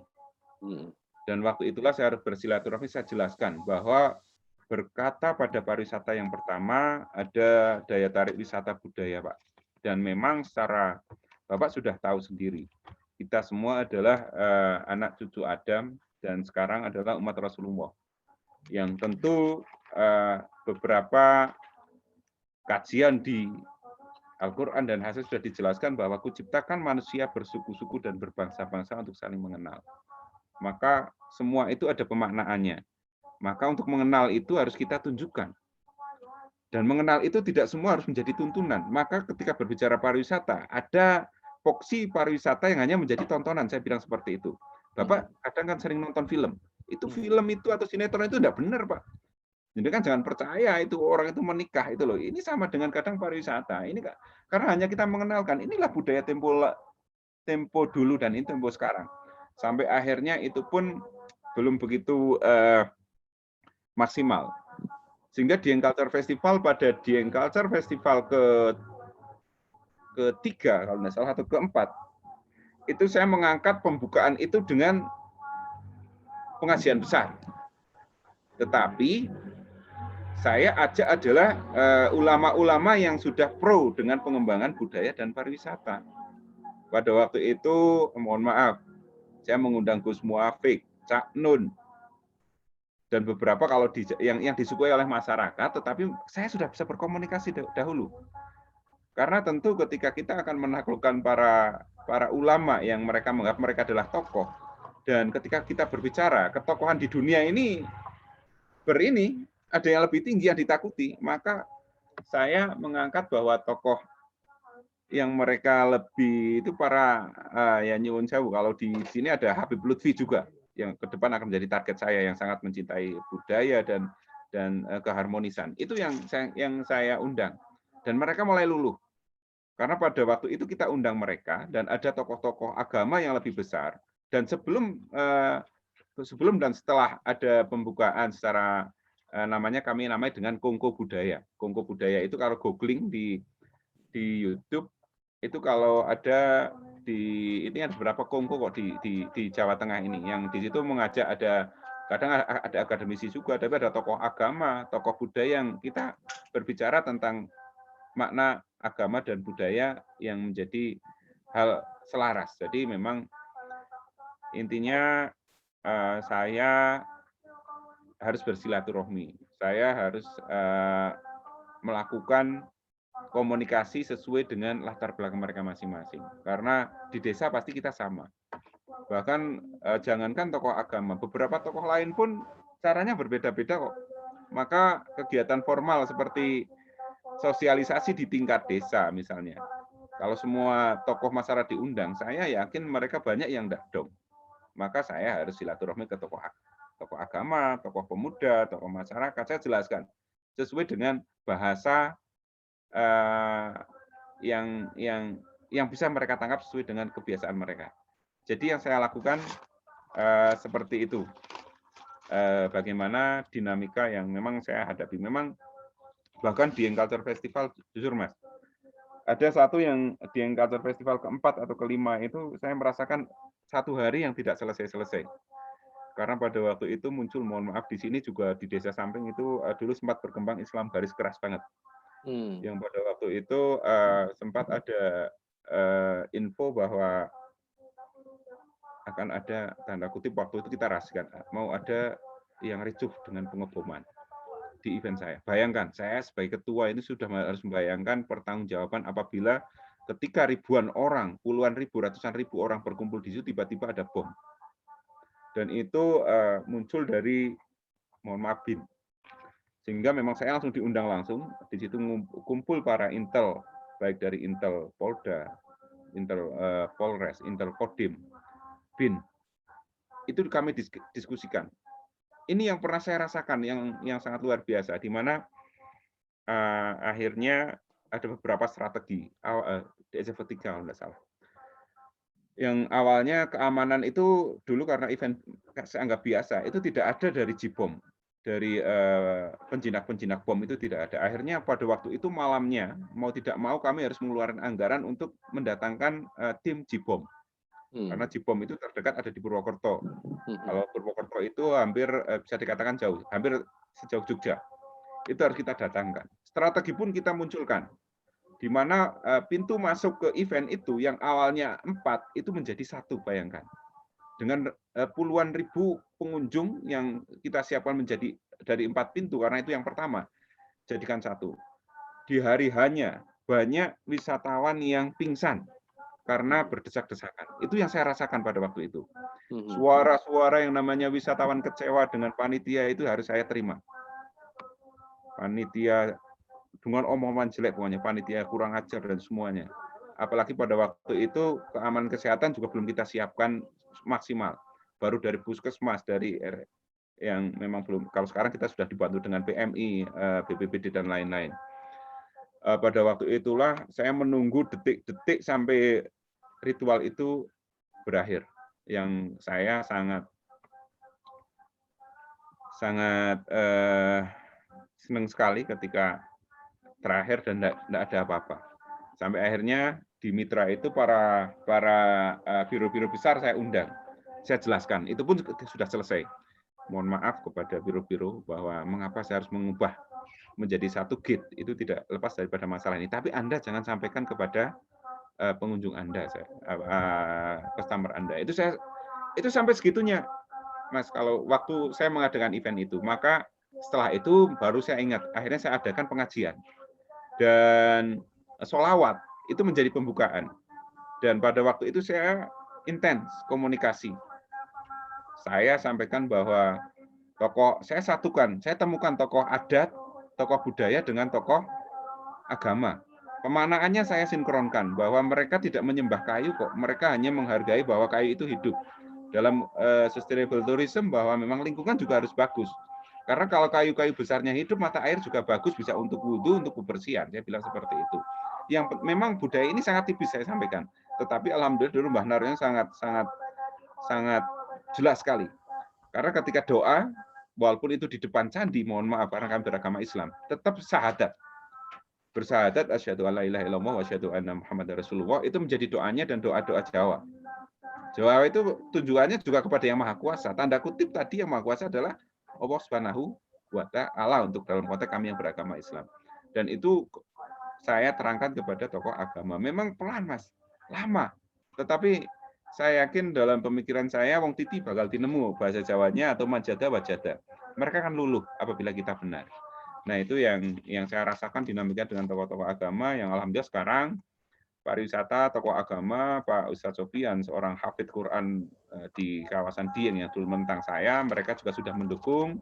Bahkan mereka membuat jenang karika, sirup karika banyak, sudah menjadi salah satu UMKM. Mereka membawa UMKM wanita syariah karena istrinya. Dan yang satunya Pak Abdul Ghani itu juga rumahnya sudah siap menjadi homestay. Ini adalah hal yang saya rasakan di sini. Awalnya semua menolak, Mas, tapi kita pelan. Itu terkait tokoh agama. Maka memang tokoh-tokoh yang bergerak itu tetap harus bersilaturahmi, kita harus menghormati mereka, kita harus mengetahui dunia mereka. Dan alhamdulillah karena latar belakang saya juga pesantren, jadi saya bisa masuk ke mereka. Yang selanjutnya adalah segmen pasar era pandemi. Jadi tetap sama, memang kita batasi kunjungannya. Alhamdulillah kita ada di Jawa, Mas, yang segmen pasar saya Jakarta ini menjadi prioritas. Kita sangat hati-hati sekali tentu dengan orang Jakarta, maka alhamdulillah untuk segmen yang menginap, tanda kutip yang wisata maksimal, mereka datang ke Dieng tentu dengan surat-surat yang lengkap. Saya sampaikan seperti itu, atau minimal mereka di sini harus siap untuk dicek suhunya, mau mencuci tangan 3M, 4M, itu mereka mau, dan alhamdulillah sebelum Ramadan ini usaha-usaha Mas Adi Dieng mulai bergeliat. Yang lain kalau wisatawan lokal tentu kita tidak begitu takut sekali, kita tetap bekerjasama komunikasi dengan Satgas Covid, dengan pemangku kebijakan. Kalau di sini ada Pak Bupati, pemimpin Satgas, kita selalu bermediasi komunikasi bahwa apa yang harus kita siapkan, dan dengan pemerintah daerah, pemerintah provinsi, kami juga minta dukungan. Hampir semua sekarang kesiapan tempat cuci tangan semakin banyak, penggunaan masker mungkin kalau di sini kalau pas nggak begitu ramai, atau sendiri di desa lah ya, di kebun-kebun nggak mungkin pakai masker, tetapi ketika di daerah utama, daerah kunjungan, Papan dan teman-teman Satgas Covid selalu di situ kok. Dan alhamdulillah kita tunjukkan juga di daerah kami, apalagi di Kulon sampai saat ini tidak ada yang terkena COVID-19, aman, dan ini menjadi hal yang harus kita sampaikan. Saya bertemu setiap minggu dengan orang dari luar sebelum Ramadan ini, mungkin dengan 10 atau orang yang awalnya tidak saya kenal, termasuk dari Jakarta, Surabaya, Jabodetabek, bahkan pernah ada yang dari luar Jawa, dari Lampung. Tetapi alhamdulillah karena pola hidup kami juga sudah siap, apalagi kita orang Islam, tentu cuci tangan itu menjadi wajib minimal 5 kali dalam berwudu, dan ini hal yang kita lakukan. Promo kita tentu tidak lepas daripada jaringan kita, maka di eksternal dengan teman-teman biro, ini menjadi satu hal yang kita komunikasikan. Jadi memang kita tidak jualan sendiri, Mas. Ada beberapa yang kita jualan sendiri, tetapi kita tetap melakukan, apalagi kalau rombongan yang kita batasi sekarang maksimal 50 orang, tetap biro itu juga harus siap dengan SOP-nya, dan kita sampaikan juga pada customer mereka melalui biro bahwa Dieng kondisinya aman, walaupun sempat mungkin secara daerah sempat kuning, tetapi kalau hanya berbicara Dieng, ini belum ada yang kena, berarti Dieng ini hijau. Jadi ini menjadi kepercayaan bagi para pengunjung, dan kita juga tetap hati-hati bahwa kita tetap harus jaga kesehatan, imun yang kita tunjukkan sampai saat ini, alhamdulillah belum ada yang kena COVID-19. Mungkin ya itu, Mas. Ya. Terima kasih Mas Alif. Mudah-mudahan aman, hijau selalu, tidak ada COVID, karena setelah ini juga tidak ada piknik ya. Karena ada pembatasan itu, aduh, agak berlibur juga ini teman-teman pasti. Baik, ada yang raise hand, teman-teman mahasiswa. Mbak Saniyatul Hidayati, saya persilahkan. Bisa dibuka mic-nya.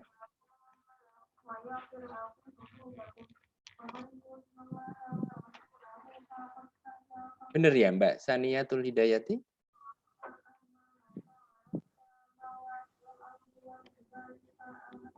Atau ada yang lain?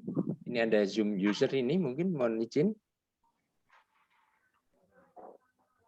Dipersilahkan rekan-rekan mahasiswa atau Bapak Ibu yang ingin memberikan tanggapan.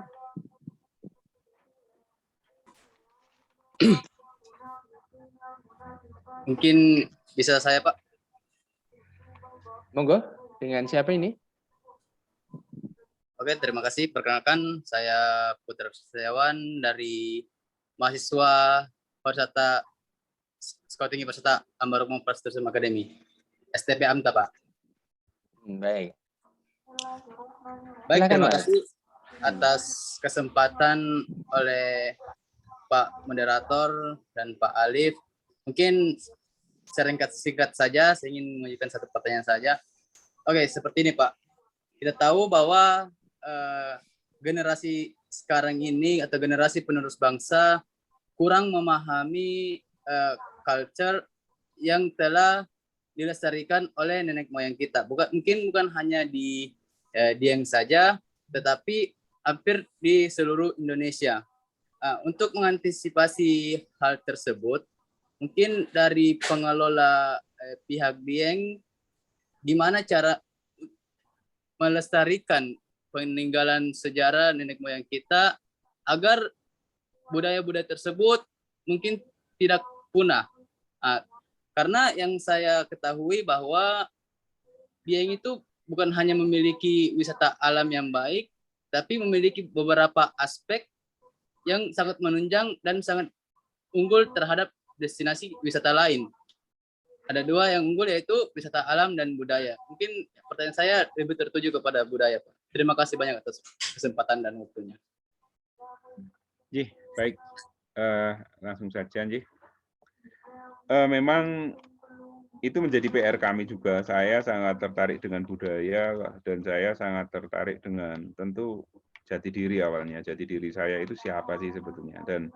Dan ketika saya mempunyai menyukai itu ternyata tidak disukai oleh orang lain.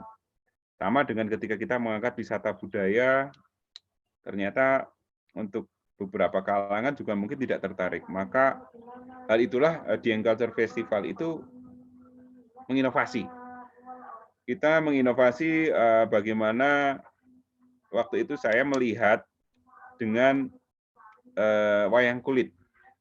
Wayang kulit yang dulu menjadi satu gelaran yang luar biasa di masyarakat, kalau di Jawa aja. Ya, dulu hampir semua ketika ada pagelaran wayang kulit, begitu orang itu ingin melihat dan mendengarkan petuah-petuahnya. Tetapi era-era terakhir wayang kulit tidak begitu menarik untuk kalangan muda.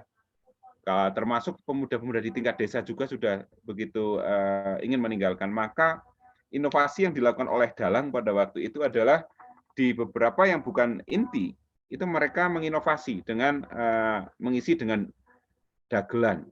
Yang kedua, yang seterusnya mengisi dengan hiburan.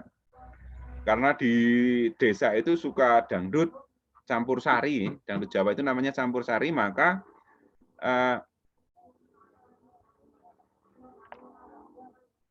akhirnya sekarang kalau melihat wayang kulit, itu pasti ada orang nyanyinya, dan itu semakin menarik untuk kalangan muda, dan itu yang saya lakukan hampir sama.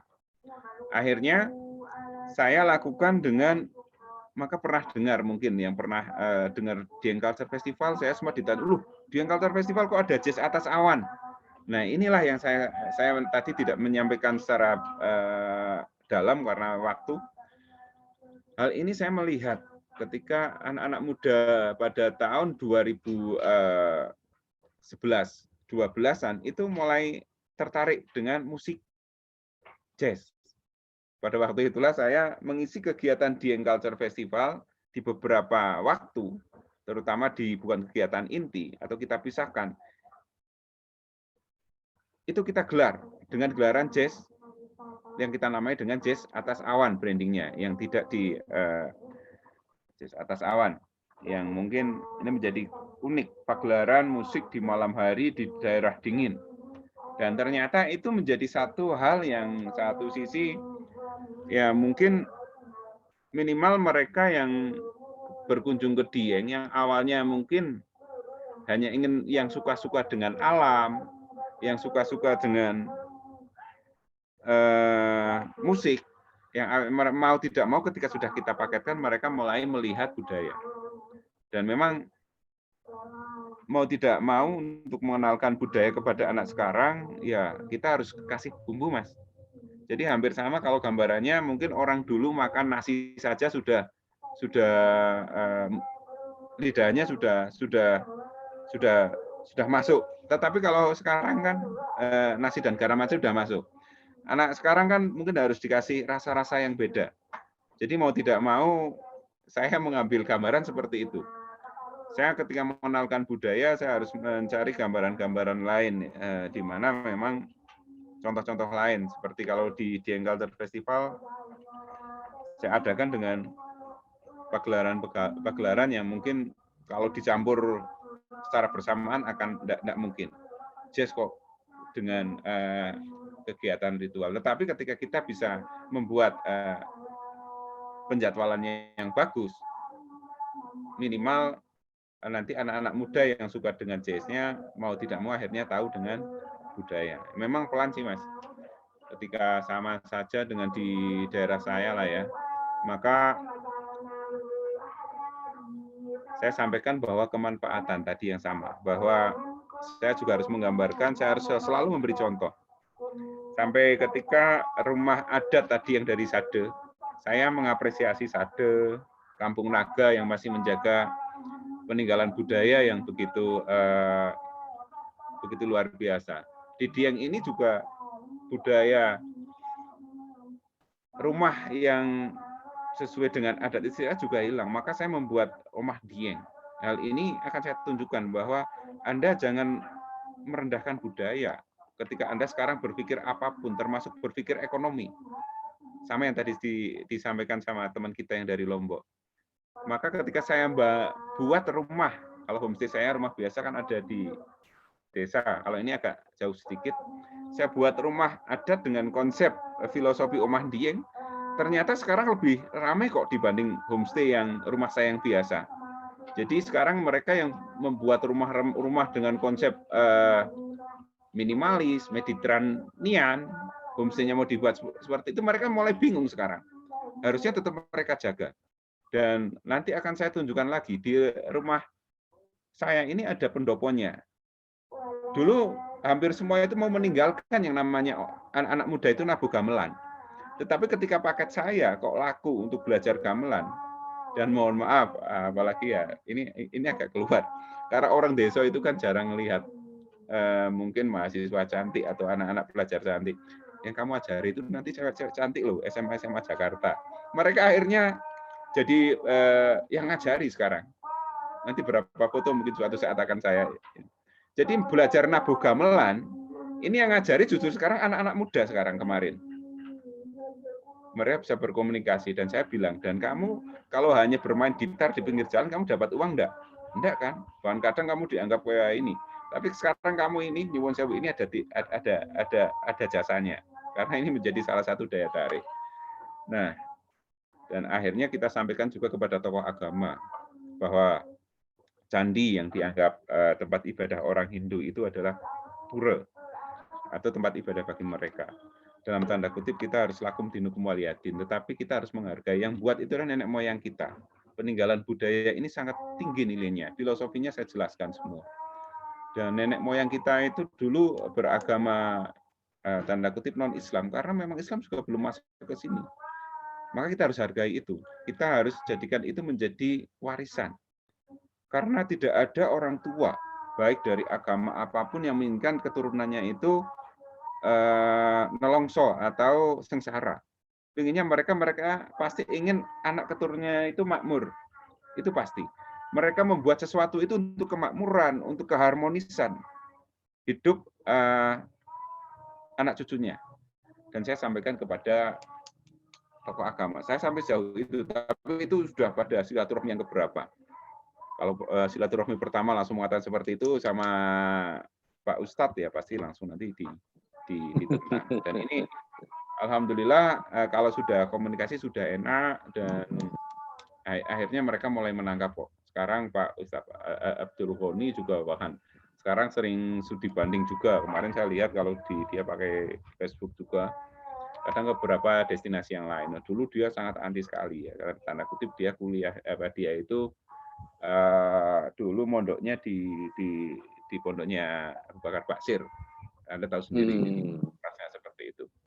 Nah, jadi memang budaya itu dalam pariwisata ini akan kita tunjukkan bahwa nilai lebih pariwisata, nilai budaya itu ada. Kalau dulu dianggap kuno, dulu dianggap, tapi ketika sekarang kita bisa tunjukkan. Sekarang kita buat rumah dengan konsep adat, dengan konsep itu sekarang kalau di Dieng orang Jakarta itu lebih milih yang itu, Pak, karena kalau hotel bintang 5 mereka biasa. Mungkin itu aja. Jadi teman-teman, yang menarik adalah bagaimana komitmen dan juga kemauan terutama dari Pok Darwis Dieng Pandawa untuk tetap memberikan brand local wisdom di situ. Jadi bagaimana mulai dari atribut kostum misalnya, termasuk juga mempertahankan beberapa arsitektur ataupun tradisi-tradisi lokal yang tadi disinggung oleh Mas Alif dalam upaya untuk tetap memperkuat brand destinasi. Lucu rasanya ketika berbicara Dieng yang dengan mitologi yang luar biasa, tapi fakta di lapangan sudah sulit menemukan yang unik. Maka Mas Alif mencoba menginisiasi dan mengatasi itu semua. Nah, ini ada pertanyaan nih Mas Alif dari kolom chat nih, dari Mbak, saya bacakan dulu dari Mbak Kumala. Ini terkait dengan pemerintah daerah nih. Sejauh mana Mas Alif melihat integrasi antar dua kabupaten atau bahkan lebih? Ya, itu bagaimana Mas melihat sinergitasnya terutama dalam mendukung event Dieng Culture Festival. Itu yang pertama, bagaimana pemerintah kabupaten melihat itu. Yang kedua dari Mbak Diajeng terkait dengan tanggapan masyarakat pada awal-awalnya Mas Alif. Karena tadi Mas Alif bercerita terkait dengan betapa sulitnya menginisiasi DCF itu. Nah, kemudian bagaimana respon masyarakat setelah mungkin event itu berlangsung. Jadi before dan after gitu kira-kira Mas. Silakan Mas Alif, 2 poin itu. Jadi kita tunjukkan dengan pertanyaan pertama kejabungan, kita tunjukkan dengan hasil. Kita tidak kerja hasil adalah bahwa event DCF ini yang saya selenggarakan mungkin saya menginisiasi dari Dieng Kulon, Batur Banjarnegara, tetapi kita membuktikan bahwa dampak bordelesnya itu tidak hanya di desa kami, ada 8 desa yang tadi saya sampaikan bahwa 5 desa di Kabupaten Wonosobo itu banyak mendapatkan dampaknya, hotel-hotel di Wonosobo banyak mendapatkan dampaknya. Tentu ini yang akhirnya kita bisa menunjukkan bahwa kita memohon semacam perhatian, walaupun belum maksimal sekali. Bagaimana keamanan tentunya, karena keamanan tidak hanya di tempat event aja, tetapi juga di perjalanan. Perjalanan ke Dieng yang melalui kabupaten lain, kami meminta dukungan untuk keamanan. Maka dari alhamdulillah dari terakhir dari dari Wonosobo dan Batang, itu mereka memang mau tidak mau akhirnya ikut mengamankan kegiatan kami, terutama di kalau ke Dieng lewat Wonosobo adalah dari mulai kecamatan Kejajar naik, itu tim keamanan dari Polres Wonosobo, mereka mendukung untuk melancarkan kegiatan kami, terutama di accessibility-nya, dan juga Batang. Dan memang mereka mengatakan bahwa mereka mendukung, walaupun belum secara maksimal. Kalau yang dari Banjarnegara tentu karena itu daerah kami dan memang itu menjadi mitra kami bagus, tapi yang menjadi kami apresiasi lebih adalah karena dari tingkat provinsi juga turun tangan, sehingga memang kadang menyampaikan bahwa ini harus didukung semua. Apalagi alhamdulillah Pak Gubernur kami, Pak Ganjar Pranowo, itu salah satu yang menjadi pendukung kami hampir setiap Dieng Culture Festival setelah dia menjabat menjadi gubernur, walaupun awalnya jujur saya bukan orang politik, tetapi beliau mengapresiasi dan selalu hadir. Tentu apabila ada, kembali saya sampaikan, apabila ada tokoh apapun, ketika tokoh pemerintahan ada yang di atasnya, mereka pasti akan akhirnya mau menghargai. Tanda kutip seperti itu. Mungkin kalau yang ada permasalahan antar provinsi, maka cobalah kamu undang presidennya. Jadi kalau antar kabupaten, berarti kamu undang gubernurnya. Jadi seperti itu. Kalau tokoh agama ya sama. Tokoh agama itu tingkatannya apa sih? Kalau itu masih tokoh agama setingkat kecamatan atau tingkat kabupaten, kita harus mengambil tokoh agama yang lintas daerah, itu loh. Yang pasti populerannya seperti itu. Tapi kita komunikasi dulu. Jadi seperti itu. Jawaban pertanyaan kedua adalah respon masyarakat terkait respon dengan masyarakat. DCF. Ji, mereka awalnya juga sama, mungkin mereka menonton hanya beberapa, tetap kita punya target percontohan. Jadi kita tidak bisa semua, ketika pertama kali semua masyarakat itu harus mendukung semua. Tapi tentu saya harus mempunyai target bahwa percontohan itu harus ada. Kita harus punya template. Maka tokoh-tokoh masyarakat itu menjadi target saya. Ketika salah satunya ketika DCF diselenggarakan, bahwa DCF ini tidak hanya tontonan, tidak hanya seremonial, tetapi ini adalah kegiatan pariwisata di mana Anda tidak boleh menjadi penonton di rumah sendiri. Maka kalau sekarang sih hampir semua merindukan DCF, Pak. Hampir semua, karena ada bahasa gini sampai, yang desa samping itu, desa buntu namanya, pernah mengatakan, apakah benar kalau DCF itu bisa nyukur gembel, termasuk saya ini punya gembel utang ya. Pernah dengar gembel utang kan? Gembel utang itu dia hutangnya banyak itu loh. Kita lihat dia sih sebenarnya orang biasa, tapi menganggap bahwa utang yang mungkin puluhan juta dianggap besar. Terus salah satu panitia itu menyampaikan, gini aja Pak, jenengan tidak bisa ngangsur berapa bulan. Jenengan mau enggak? Yang penting jangan malu. Jenengan di DCF besok, jenengan punya tremos, tremos kan, dan punya untuk rebus air. Ya, jenengan bisa aja di tempat Mas Alif itu kopi rentengan.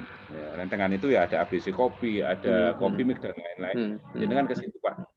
Harganya yang penting jangan terlalu tinggi, coba. Tapi 2 kali lipat lah. Kalau Anda akan bisa untung 2 kali lipat lebih.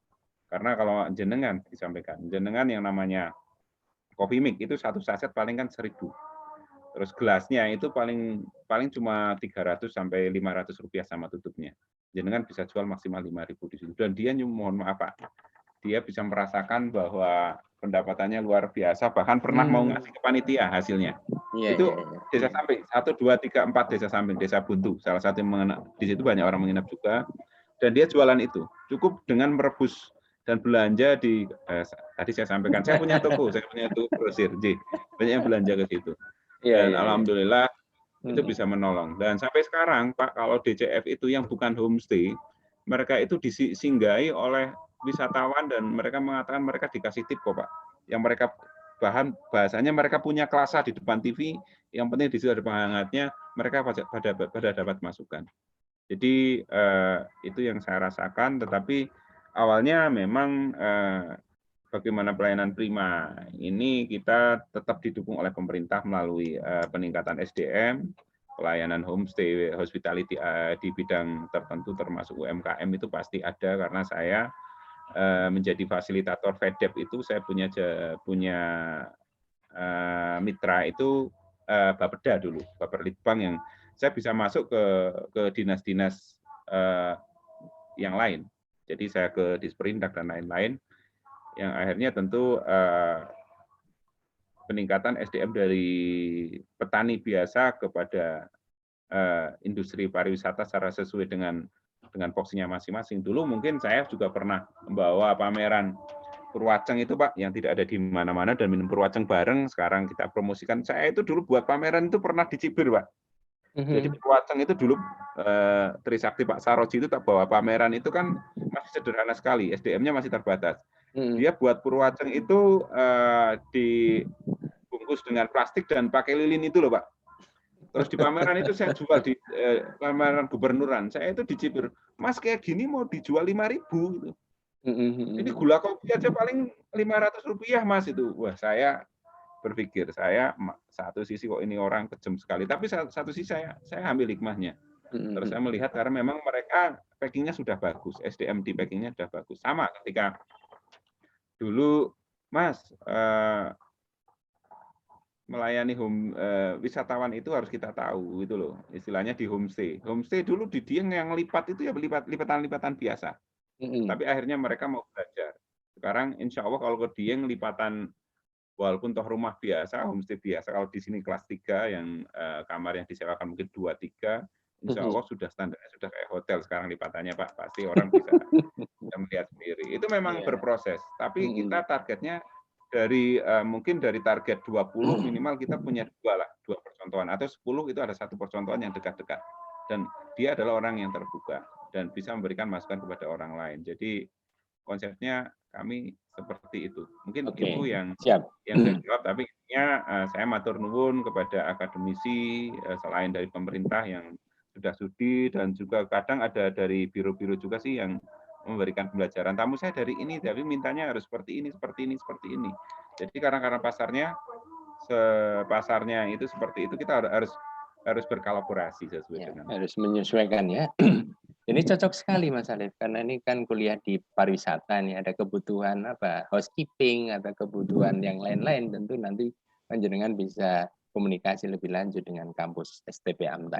Meskipun ini teman-teman ini kan mencetak sarjana pariwisata, ini juga penting juga. Yuk kita perbanyak riset ya juga dengan berbagai macam fenomena.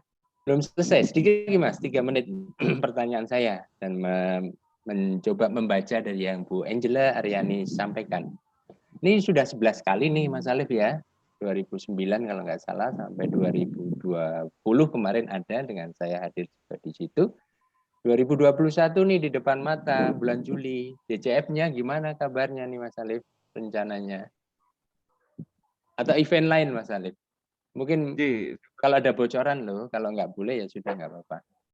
Iya, ada karena kemarin saya juga sudah komitmen karena semua penyelenggara event sudah diundang dari pemerintah provinsi, dan kami berkata bahwa konsekuensi kami di era seperti ini memang kadang maju mundur. Tapi kami sudah menyampaikan kami akan selenggarakan di bulan September lagi, Pak. September ya, tidak di bulan Juli ya. Dan kami masih mengacu pada event hybrid. Tetapi kami selalu punya plan B lah ya.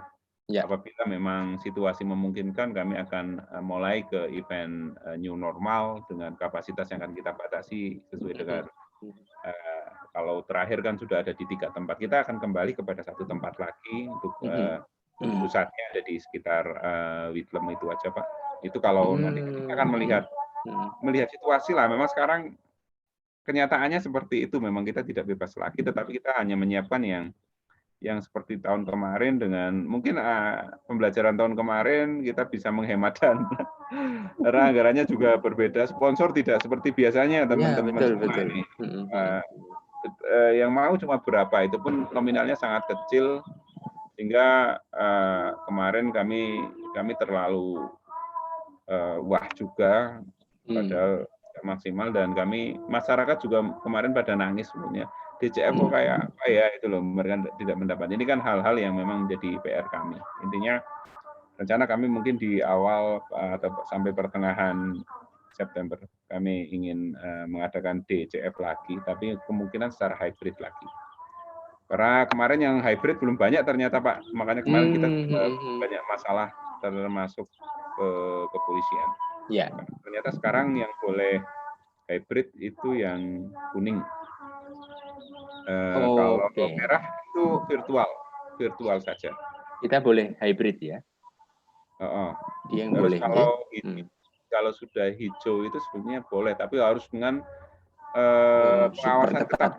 Nah ini kan yang menjadi PR teman-teman. Kayaknya mungkin yang di dalam ketat. Maka ketika saya melihat di televisi kan ini menjadi PR lah. Kemarin sepak bola, makanya Indonesia kan tahu sendiri masarnya seperti itu. Di dalam stadion oke, tetapi di luar stadion tidak terkendali, betul. Terkendali. Ini yang akhirnya kemarin sempat kita mau pede Pak buat yang yang dengan open terbuka. Hmm. Tetapi mungkin akan kita, tapi coba kalau di jalan-jalan seperti itu dan terpublish ini akan bahaya. Klaster Dieng hanya melumpuhkan pariwisata kan ini sangat bahaya. Ya, itu yang kita, dan event lain belum Bu, mungkin eventnya karena rencana kita akan punya event bulanan karena alhamdulillah kita didukung dari kementerian, itu banyak juga untuk Des Atas Awan miniaturnya dan DJF di mana kita buka dengan sendera tari, terus ada hiburan malam di Dieng dan itu miniatur setiap. Tapi ini kan semua melihat Sikon. Mungkin itu Pak. Oke. Terima kasih Mas Alif, Bapak sekalian. Mudah-mudahan bisa kita ikuti. Bulan September bertepatan dengan Hari Pariwisata Dunia, 27 September, teman-teman pariwisata pasti tahu itu. Yang biasanya dilaksanakan bulan Juli, di mana ada Frozen, ada salju, ada embun upas di Dieng, yang tentunya akan lebih dingin kondisinya, tapi karena ada satu dan lain hal akan diselenggarakan di bulan September. Terima kasih Mas Alif. September juga masih keluar. Oke, kita tunggu nanti. Kita buat teman-teman kampus STP AMTA ini penasaran, mudah-mudahan bisa meluangkan waktu atau setidaknya melihat dari Zoom. Baik, kita akhiri pertemuan talkshow siang sore hari ini. Mohon izin di open video, kita foto bersama untuk mendokumentasi kegiatan kita. Ada 3 slide, ada 3 capture yang akan saya foto. Pak Arif, belum kondur toh? Pak Arif masih. Bu Angela, terima kasih waktunya, terima kasih. Bu Mona, terima kasih. Yuk kita mulai ya. Ya, di foto jadi enggak? Jadi, cek ganteng Mas Alif. 1, 2, 3. Ya, sebentar, langsung saya share.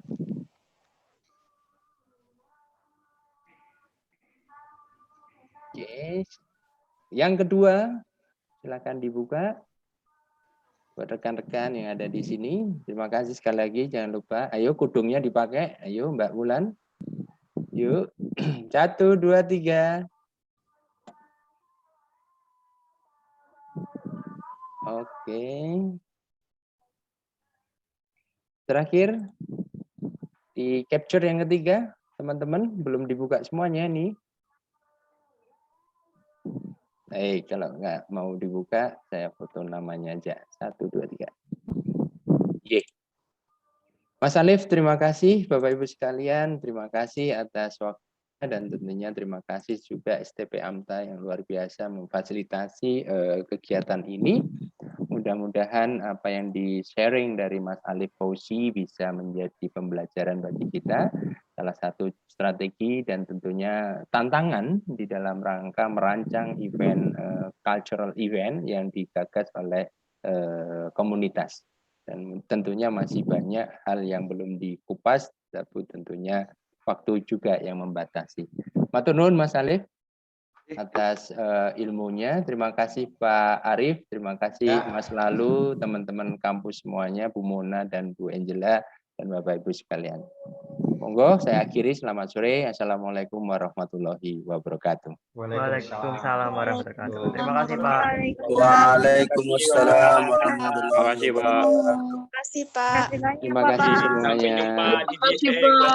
Kita jumpa hari Sabtu ya, jam 1, jangan lupa. Kita akan hadirkan Pak Doto Yugantoro, kita akan bicara tentang sertifikasi desa wisata, yang tentunya ini menjadi poin penting untuk kedepannya. Bagaimana desa wisata berdaya saing harus bisa bersertifikat. Kurang lebih seperti itu, sertifikatnya A, B, C, atau D, saya tidak tahu, kita tanya Pak Doto besok Sabtu. Oke, terima kasih ya. Terima kasih Pak. Terima kasih Pak. Terima kasih Pak. Sama-sama.